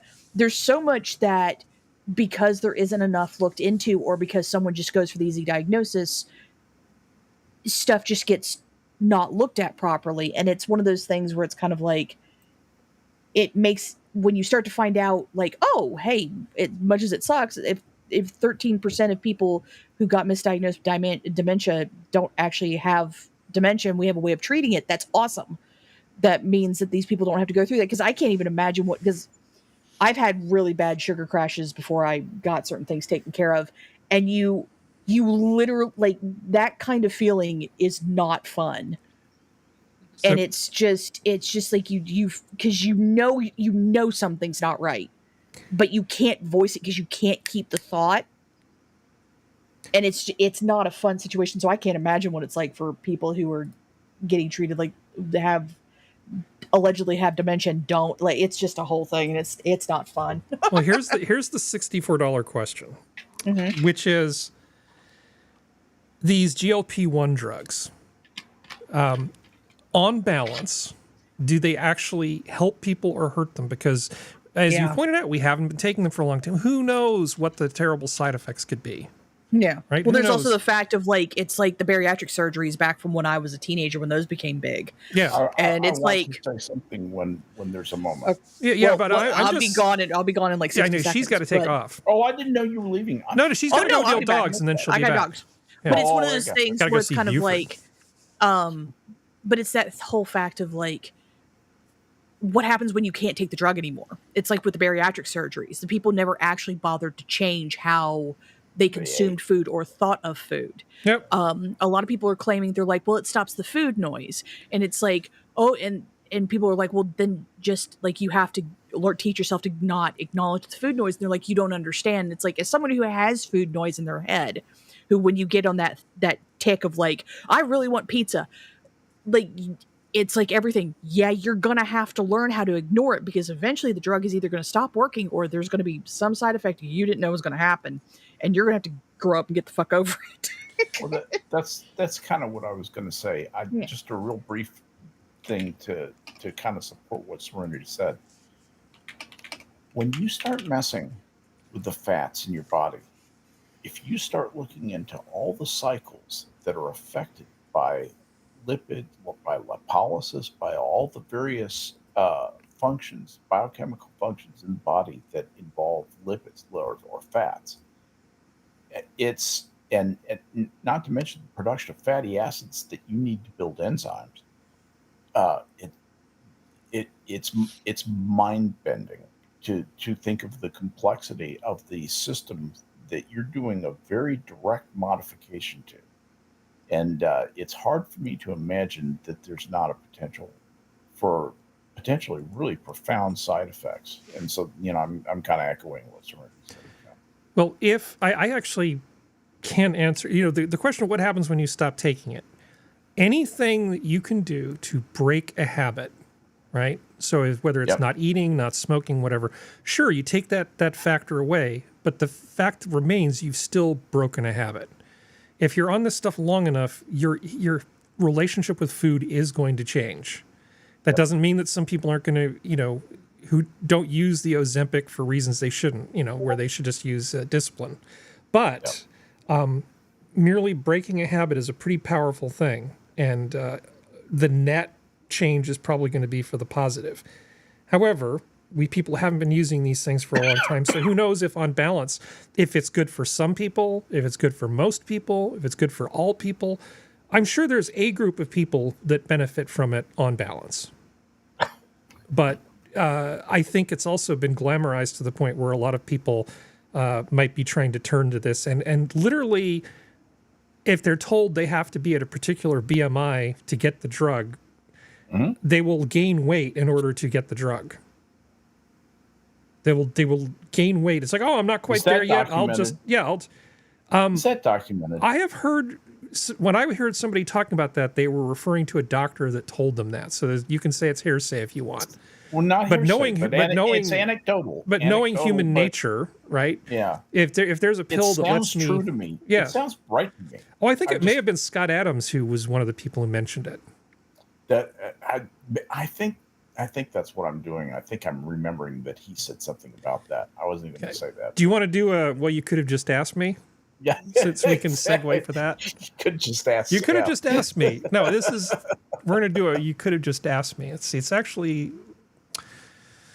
Let's see. Where is it? Oh, here it is. You could have just asked me. New study. Okay. You with me, Functional? You're going to like this. And I think Sora will like this too. I'm here. Everybody is going to like this. New study. A lack of intelligence, not training, may be why people struggle with computers. Oh, this is my favorite study that's ever happened. Well, you have to deal with people at work who occasionally can't do basic things, right? I mean, this is a thing we've all encountered, that we all know that person. Oh, yeah. I have some stories. We have a probie at work. That's somebody who's on probation? Yeah. Okay. This had the 3 days so far of her 3 months. I will say this is quick. I don't want to make fun of young people because it's not fair. We've all been there. But second day of being here, panic because why isn't the computer not turning on? Like the screen's not turning on. And then I go up to her and I was like, did you turn on the screen? I don't understand. And the monitor was turned off because we turned them off at night. And she was panicking because she couldn't log on because the computer monitor was dead. Well, this is a tale as old as time, okay? Because going all the way back to the beginnings of computer science, there have always been those people that need a little bit of extra help using the computers. And there is a nomenclature that we tend to use in the computer, the IT biz. Okay, so there's actually a Wikipedia page that explains user error. And so there's terms that IT people use to describe people that just screw things up. An ID10T. Yeah, so user error is an error made by the human user of a complex system, usually a computer system, in interacting with it. Although the term is sometimes used by human-computer interaction practitioners, the more formal term human error is used in the context of human reliability, like aircraft and things like that. Right. So one of my favorites has always been PEBCAC, which is problem exists between keyboard and chair. Now, I had actually never heard of PEBMAC, problem exists between monitor and chair before, but sure, why not? Identity error, or ID10T, basically spell idiot. That's another one. I love this so much. Picnic, problem in chair, not in computer. Computer, right. IBM error, idiot behind machine error, or simply referred to it as skill issue. Now, that skill issue is used in a lot of things. I think that's recently-ish found its way into video games, right? In gaming communities where they'll refer to somebody who's not good at playing a game as having a skill issue. Or in life, you can say someone's like, oh, that's a skill issue, or that's a you problem kind of thing. Yeah, it's kind of when you don't got the riz. Well, people will... No, I believe what you mean to say is when you don't have enough aura. Yeah. I think that's an aura thing, not a riz thing. Am I wrong? Yeah. I don't know. I think it's aura. I'm too old for vibe. I've passed that. Yeah, so if you're in the medical business, can you do vibe charting? You just sort of shout some things about what it looks like the person has at the charting thing, and it bills their insurance. And just feel at it. Yeah. But we've all known for the longest time that not all people actually deal well with computers. And it's just because their brain doesn't work in the way the computer wants it to work. It doesn't necessarily mean they're idiots. But there are those people out there that are just unhelpable. Yeah, absolutely. You know, it was funny. One of the most fun people I ever worked with, I had set up all these workstations at Colonial Savings, 19-inch, ViewSonic, beautiful monitors, black, white, grayscale monitors, you know, for document handling. You had them all through the places. Girl called the help desk, and I was helping out with everything, including being, you know, the primary person for help on this particular application. And she said, "The ViewStar don't work." And I said, "The ViewStar don't work." She said, "It ain't working." I said, "Well, do you see any lights on?" "No, there ain't no lights on." And I said, "Okay. You need to have a light on the front." "Front of what?" "The front of the monitor." "Which one's the monitor?" "It's the one that looks like a TV set." "The TV set." "Okay." "No, there's nothing. There's just a square on the side. It's all flush up against it. I don't even know where the on button is." I said, "Push that square." Push the square. Hear the monitor go boom in the background, you know, and yeah, she said, "You fixed the ViewStar." Yeah. That girl became a supervisor, a very successful person, and a important and valuable middle manager there. But that was where she had come in from the countryside, and I mean, out where they think Abilene is a big city. So like the Abilene Metroplex, which is all of Central Texas. That's where this girl came from, and she learned that system inside out. So it can be learned, and even by people who really don't come from that kind of background. Well, okay. This did not happen to me. This happened to a friend of mine, but my friend is very reliable. My friend was working in a like a support center, right? First line support, tier 1. And this was involving supercomputers and all sorts of complex systems. But this researcher who, you know, he's like a chemist or something. Chemists don't know shit about computers. They know how to write stuff in Fortran. They know how to use computers, sort of. But this guy was often having problems. And he would call in all the time looking to have somebody help him figure out how to use a computer. So he was a chronic case. And one time he just got so frustrated at his inability to use the computer, he said the following: "Your system make me want die."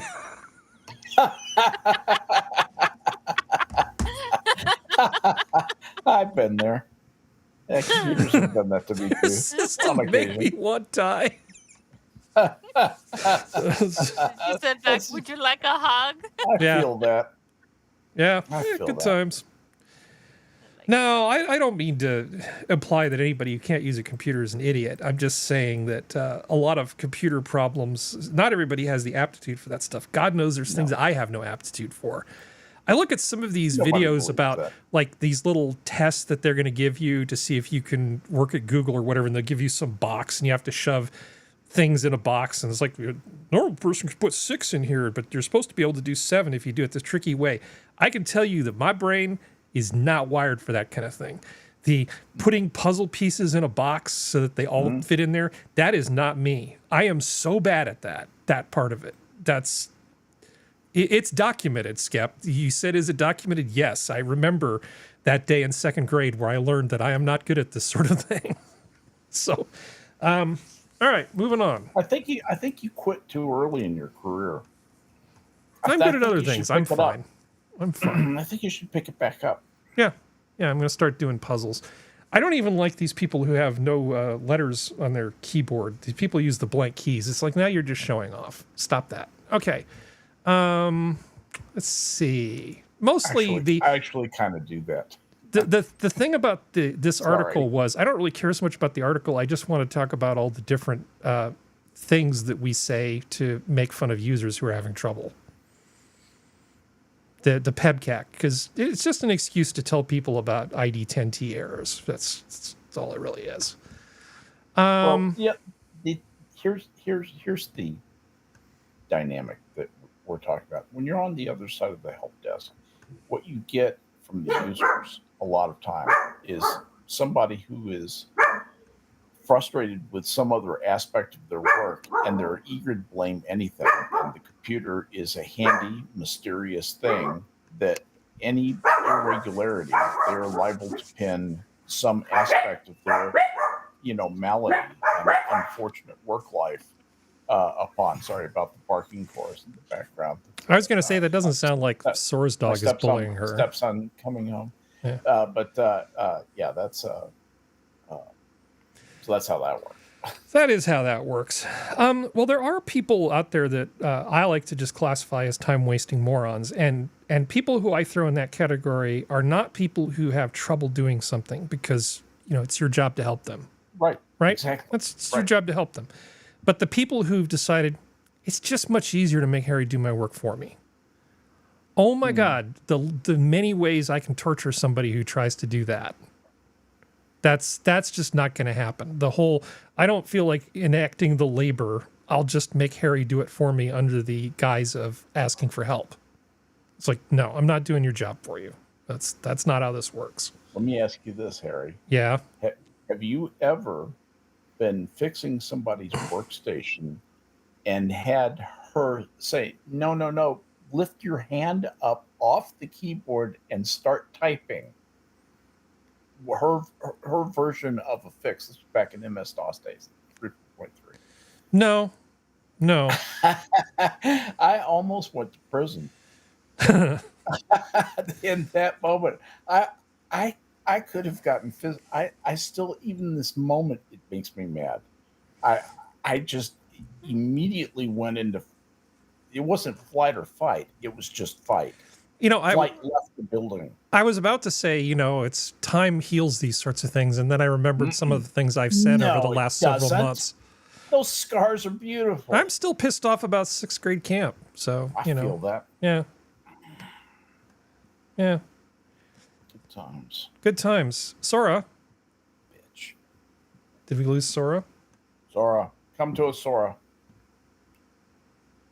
Come to the meeting. Okay, well, later you'll see why I wanted Sora to be here for this one. Actually, I can't find the StreamYards page. Where's the StreamYards page? That's okay. It's got to be here somewhere. Because we're still screen capping off of it. Okay. Oh, there we are. Okay, good. So we have no Sora because she stepped away. We still have Functional, probably.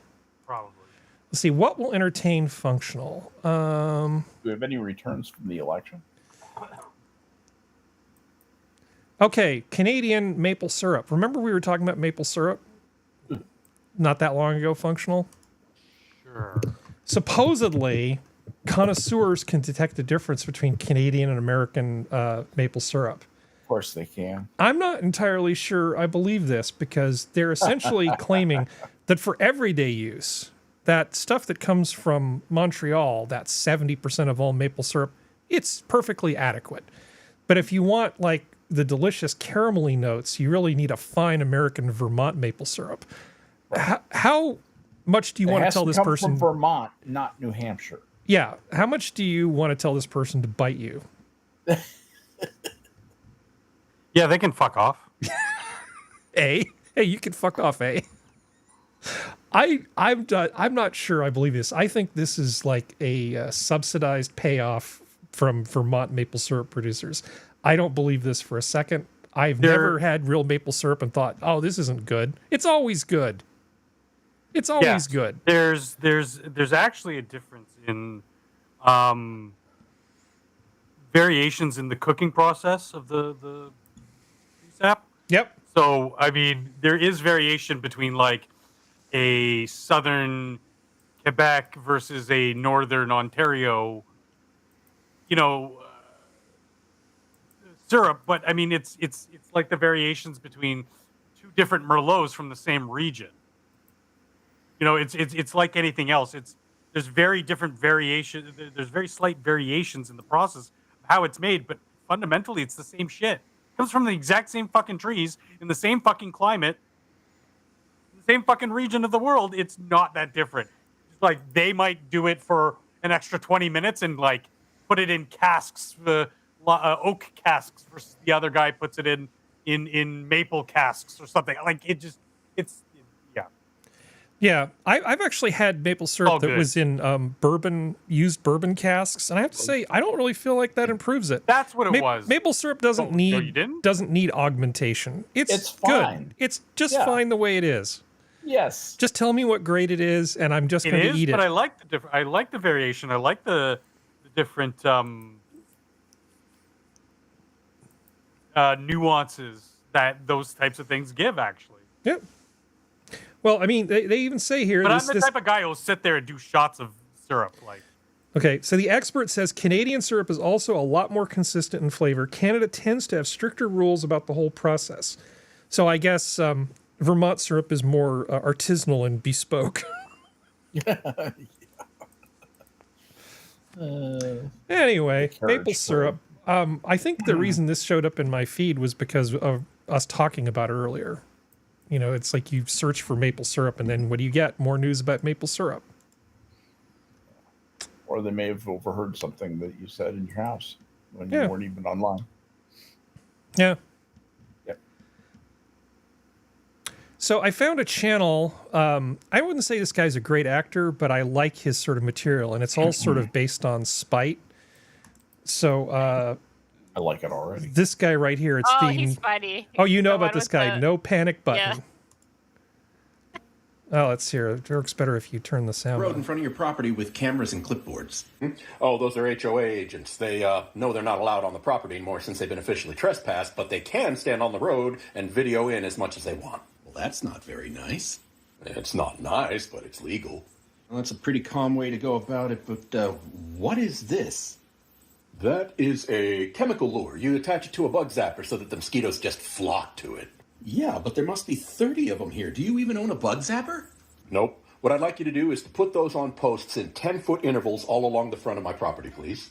You want to attract mosquitoes without killing them? You know West Nile virus is supposed to hit hard this year. Anyone that spends a significant amount of time by that road is going...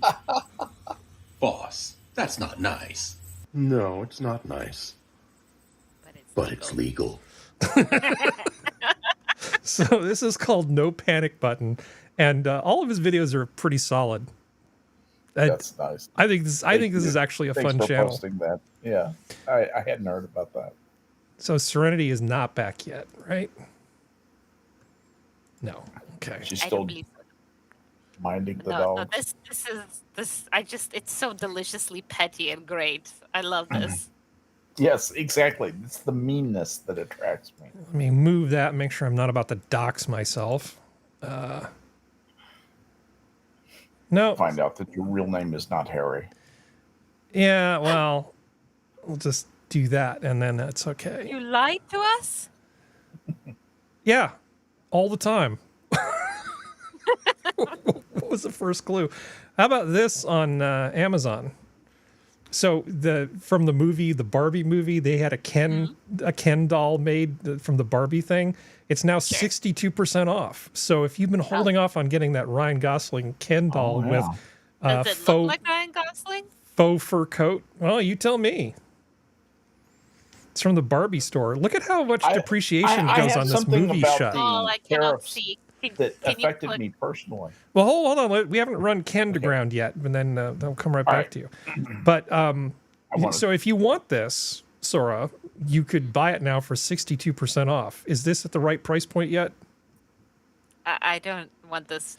You don't want this at all? Could your dogs use it as a toy? No, because that will hurt their gums. I don't want them ingesting any of that crap. Understood. So what did you run into with the tariffs, Skep? Oh, just a quick thing. I bought an expensive guitar recently. Spent almost $700 for it, and I priced that guitar, and it's like $950 now at the same store. Wow, that's amazing, and it's because of the tariff on musical instruments from China, and that they even explain that.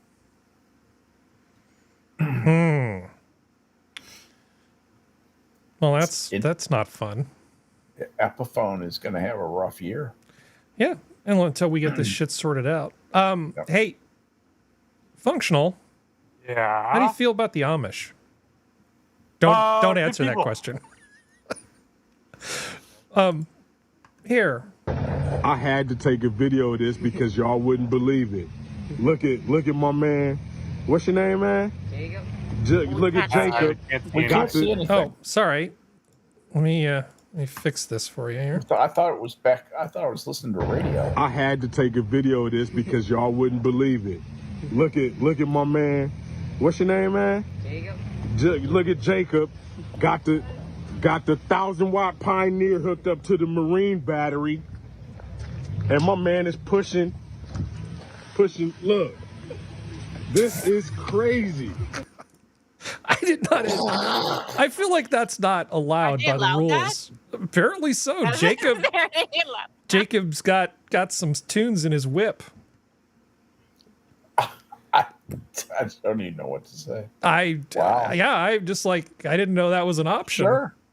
Sure. Well, I mean, he's not plugging into the wall, so that's legit, right? Batteries are okay. The Marine battery. Pretty sure there's batteries in the Book of Mormon.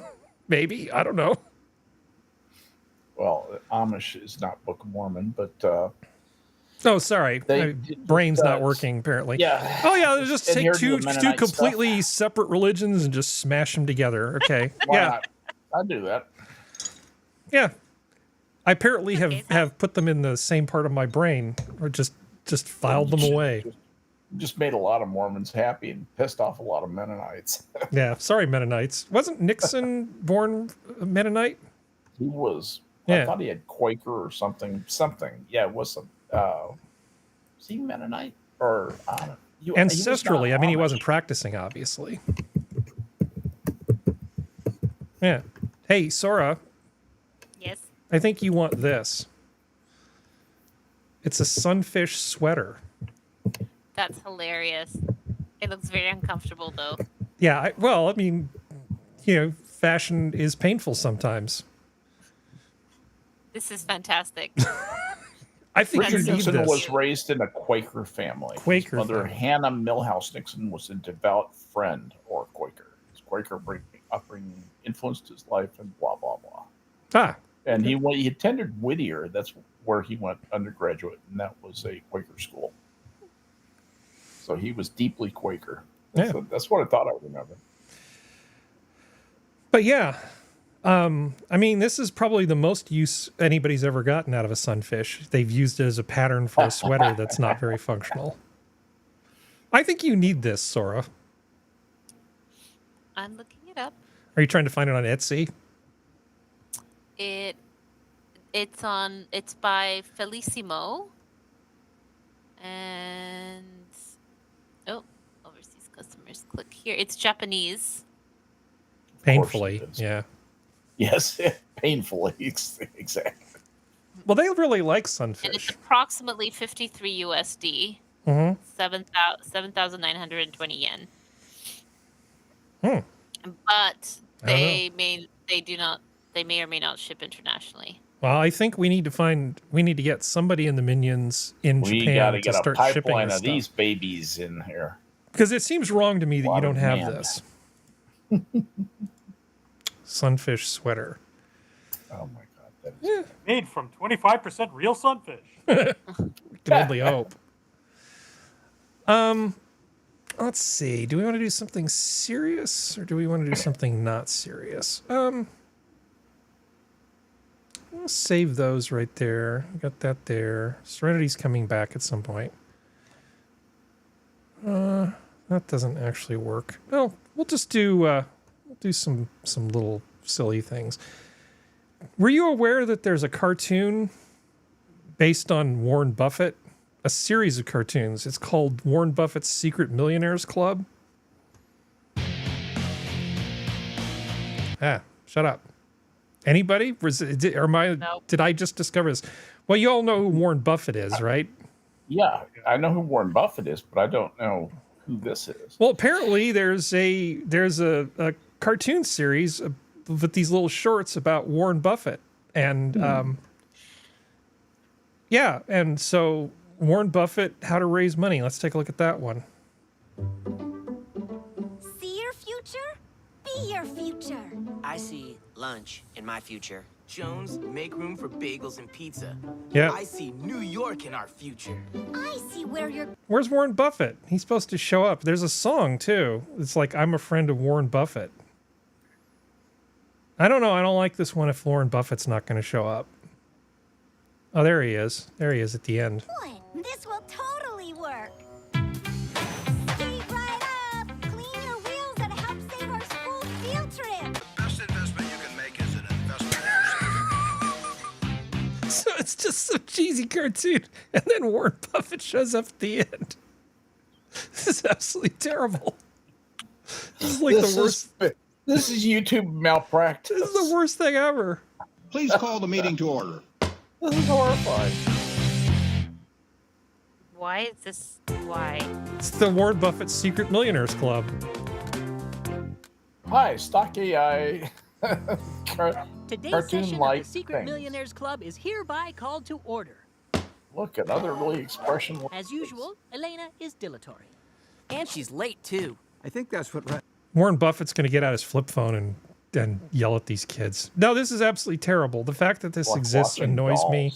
Yeah, this is the worst thing. I don't think Warren spent very much money on this, but that really shouldn't be a surprise, right? But whoever is in charge of this needs to be ruined. Yeah. Warren Buffett says, listen to your customers. What? Says so right there. Sorry, I can't hear you. I now declare this meeting of the Secret Millionaires Club bald. What? This is terrible. I can't do this anymore. Okay, go away. Yeah, no. Let's pretend this never happened. What is this? Like, who is this for? I don't know. My meager IQ is leaving. I don't know. But I feel the need to drink alcohol, and I don't want my liver to give me dementia. So, okay, this is better. Alcohol is not good for you. So you guys like the Retroencabulator, right? Yep. Everybody loves the Retroencabulator. How about this? This is the best interview ever, and obviously not real. Well, thanks for coming in. It's a great pleasure, thank you. This ship that was involved in the incident off Western Australia this week. Yeah, the one the front fell off?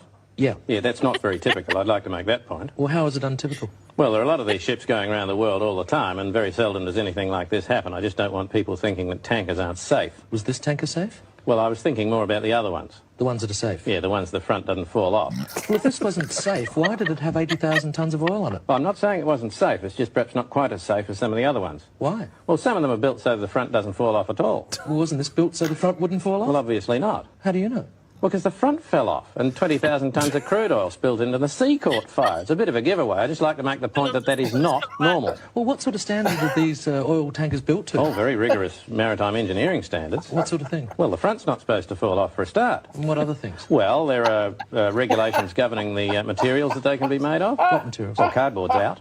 And? No cardboard derivatives. Like paper? No paper. No string, no sellotape. Rubber? No, rubber's out. They've got to have a steering wheel. There's a minimum crew requirement. What's the minimum crew?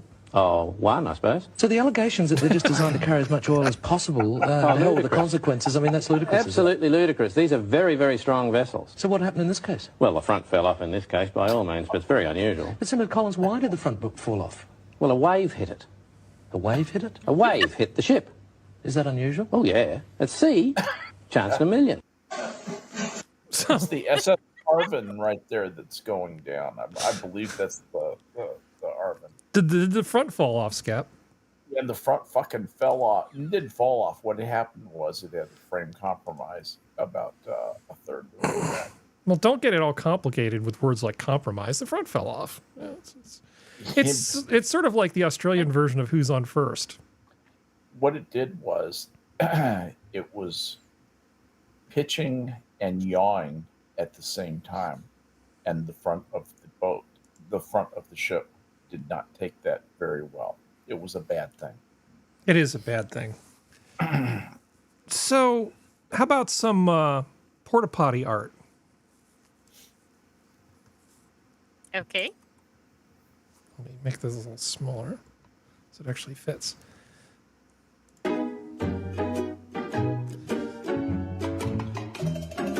A little bit more. Now here. See, something to do when you're in the porta potty. You think this is the end? Continue. Next time. Smiley face. Up. I'm doing this. Behind here. I'm so tired. I will spend half an hour in the John to perform this miracle. It's like a little scavenger hunt, and at the end it tells you to go fuck yourself. It's great. Yeah, I enjoyed it. It's like it's the little things, you know? Yeah. This gives me the same piquant happiness that Happy Bunny, the Happy Bunny cartoon where Happy Bunny says, "Go fuck yourself. Do it today." That thing. It's that same happiness. Okay, I know this is going to make Functional happy. Uh-oh. Okay, so there is a Ford dealership in the United States called Arrow Ford. Now, over the years, they've produced a bunch of ads sort of based on their name, and you would like to think that they sort of learned as time went on, and they learned a little bit. So I'm going to give you 3 ads from Arrow Ford. You see squaws in big powwow? They talk about big deal at Arrow Ford. You buy a car or truck this month only, you get free 100 gallons of gas plus Abilene, $100 Texas, gift certificate from Penny's. Buy lots of beads, or you can apply to purchase. You want to know how? Come with me to On my I-20. Or I-30, I guess it's out there. Just follow Arrow. So that aged well, don't you think? No. Okay, let's give them God. another chance. Let's give them another chance.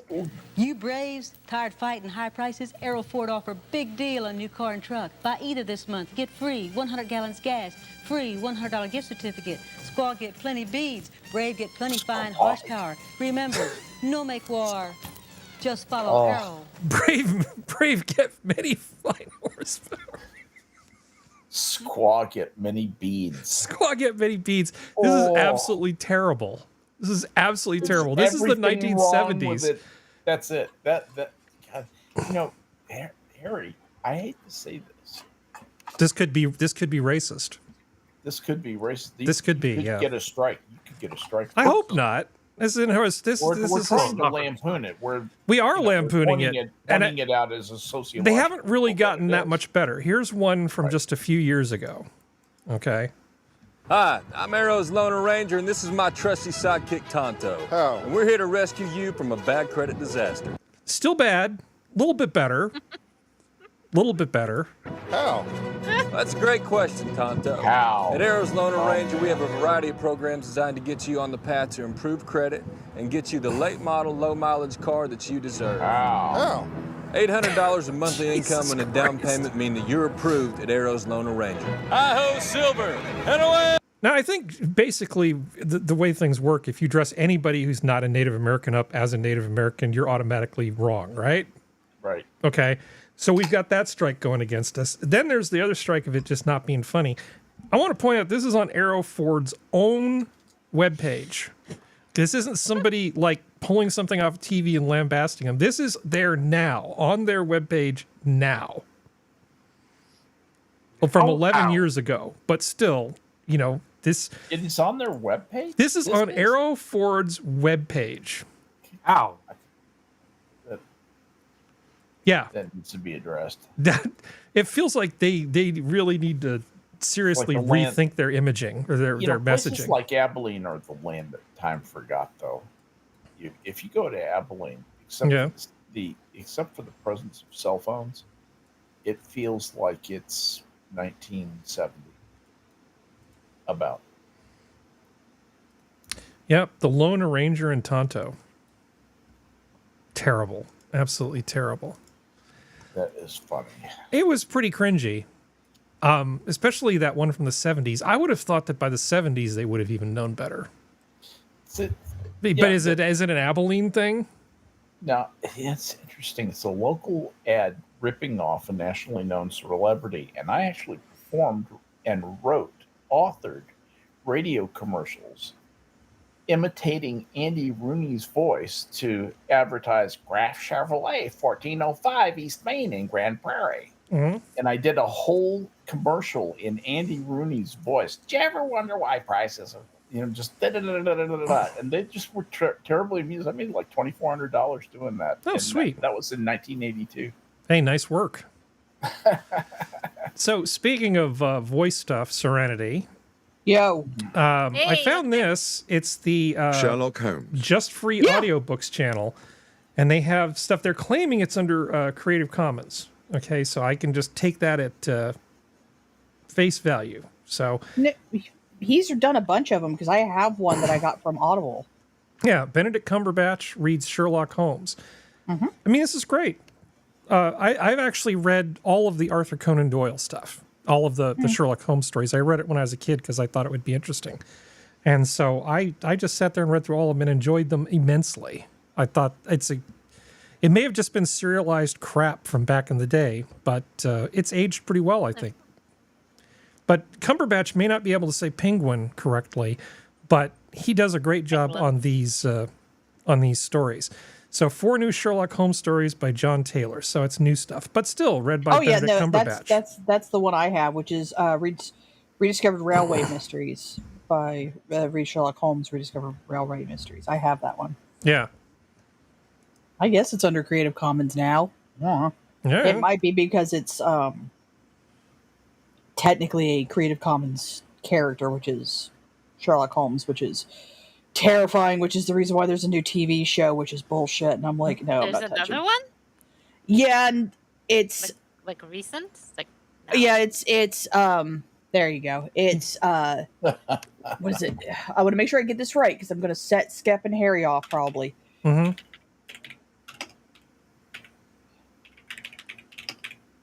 Oh, by the way, they do ship to North America, Skep. Good to know. It's about 6,000 yen to ship to North America. Totally worth it. You need this. But the sizes are minuscule. So. Well, it's Japan. No, it's Korea. Yeah. That's Korean. It's a Japanese brand. Oh, okay. That's Korean because they're laughing. Mm-hmm.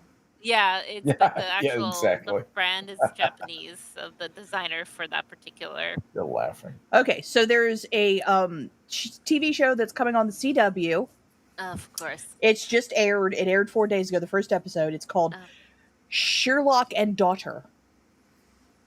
Yeah. Okay. The show stars David Thewlis, Thewils, as Sherlock Holmes and Blue Hunt as Emilia Rojas, a young Native American woman who sees Holmes as her father after her mother's mysterious murder.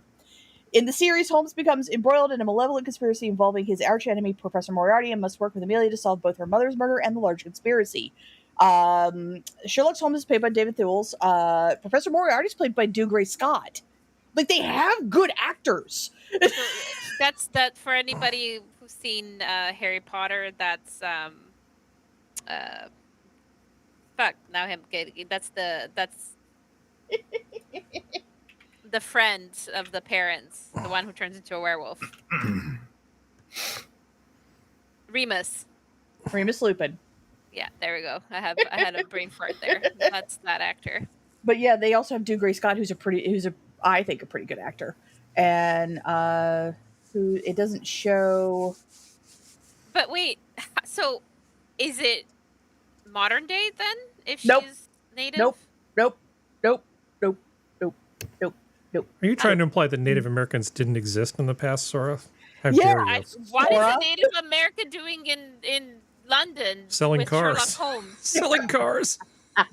At Arrow Ford. Arrow Ford. Sorry. Well, I mean, to be fair, it is a CW show. Yeah. Like, CW loves Dougray Scott, which he's a very good actor, but poor thing. Like, he was in the Batwoman show, and now he's in this shit, and it's like, oh, you poor thing. Oh, God, not Batwoman. That's terrible.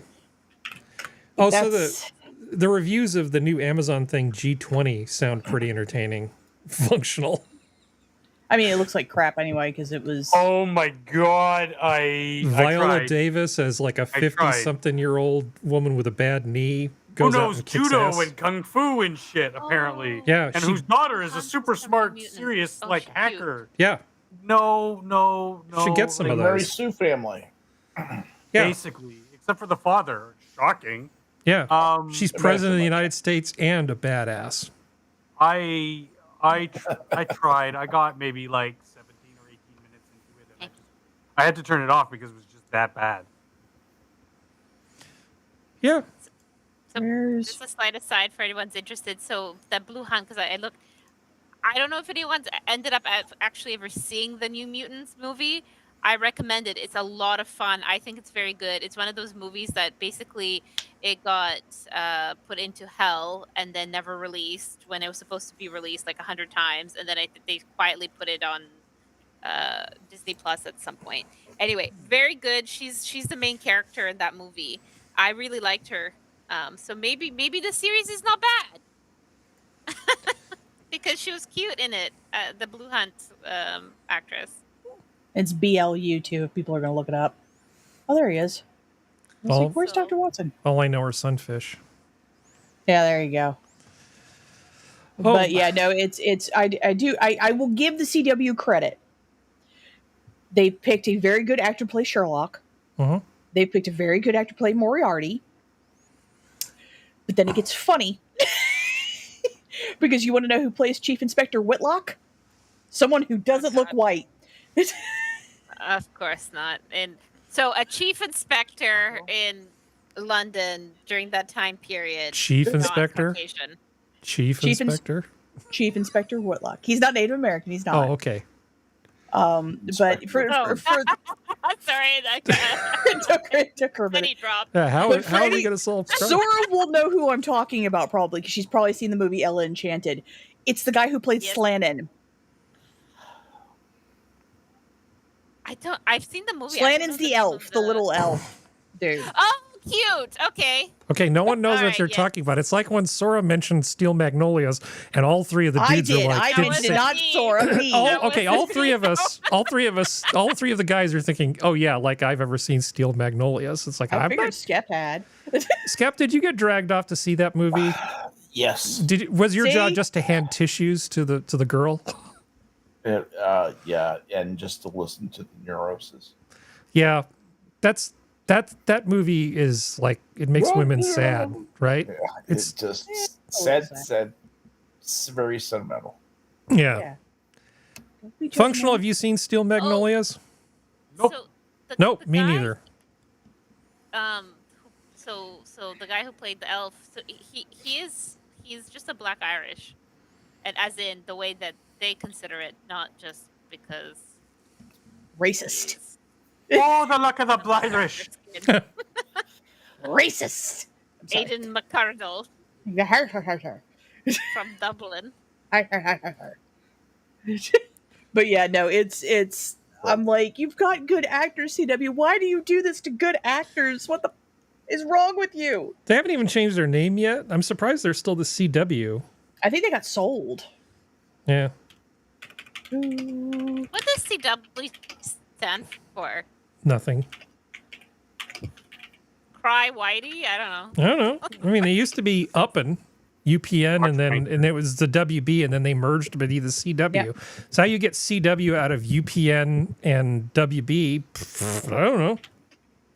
Because it came from CBS and Warner Brothers. If you really want to know. Oh, that why would make sense, happened. wouldn't it? Okay. Yeah, it was just convenient. Okay. Empty vessel name. Yeah, it's just Skep's right. It stands for CBS from Warner Brothers. Okay, one more thing, and then we go Oh. because Skep needs to get his beauty sleep. And no, this is good. I have one thing. I've been saving it, and I enjoy it. I'm calling this the prettiest tornado I've ever seen, and it is a very pretty tornado. All right. That seems a little. Yes, that is a very pretty tornado. That is a very pretty tornado. Look at it not killing people off in a field, just being awesome. That is the most symmetric, that is the most wonderful wall cloud I've ever seen. That is absolutely. I mean, I that is consider really myself focused. a tornado connoisseur, and that is amazing. Yes, it is. Look at the wall cloud. Yeah. It's spirals. Holy crap! That's It looks like a spiral galaxy. Yeah. It looks like the spirals you do, in those little like tornado bottles that you used to do in school. Yes. That's what it looks like. It almost reminds me of a perfectly made tarte tatin. I was just thinking that. But I'm not fancy. Not at all. Not at all. I'm actually not. I just like nice things sometimes. That's what they all say, Harry. Yeah, I They know. all say. That is a pretty Look at damn that column of death. That's like at least an F. And 2 or tornadoes F3. are awesome. That's a 2 or a 3. Yeah. Tornadoes are awesome to watch when you're not in its path and you're not going to die. I don't see any cows flying through the air. No railroads being molested. It looks fine. What tornadoes have you seen molest railroads? They do terrible things to railroads and trailer parks. Tornadoes are dicks when it comes to rail cars. They are, but molesting them? And the reason for that is because they're going after the mobile homes. For molestar, so But to the train lines always run right behind the mobile home park, and so they get the trains incidentally when they're going for the mobile homes. Because we all know tornadoes hate mobile homes. That's a rule. Yep. That's the way. But that I guess works. I think the trailer parks around here are too nice for them to come for the trailer parks because ours are kind of clean. So they're like, oh, we'll leave you alone, little ones. Oh, that's good.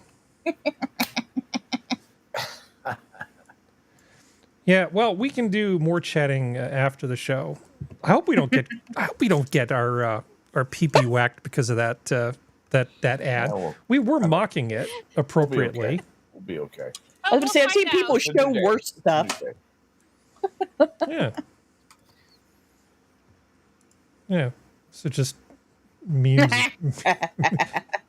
Memes of the week. Yeah. I was trying to find one that I really liked. To end us on? Let's see. I'm still rimming 10. I don't like 11. I don't like some of the stuff in it. Yeah, well, they're sort of forcing you to They will. change. Yep. We'll do that shortly. As long as I can remember how to install my own goddamn drivers, stay out of my way. Yeah. Bastards. I did not want. So, you know how everybody enjoys the technical excellence of this stream? Since StreamYard has increased their price to $35 a month, and I don't want to spend $35 a month on something that I use as little as StreamYard, because we're using OBS for all the broadcast stuff. We're going to be looking for an alternative, which means you're going to hear a lot of swearing. Bad things are going to happen. But no, we're actually going to test it ahead of time, right?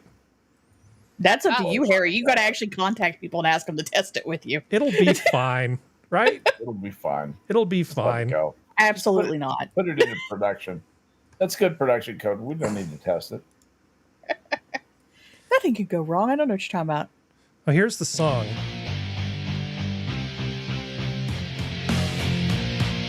The Warren Buffett song. I'm good friends with Warren Buffett. He's gonna teach me how to do my best, learn to invest, and have a lot of fun. Yeah, kids, let's have fun learning about investing. I hate this so much. All right. Terrible. Well, with that, God bless this you, has boys. been your Minions of the Zoo for Saturday. Thank you, panel.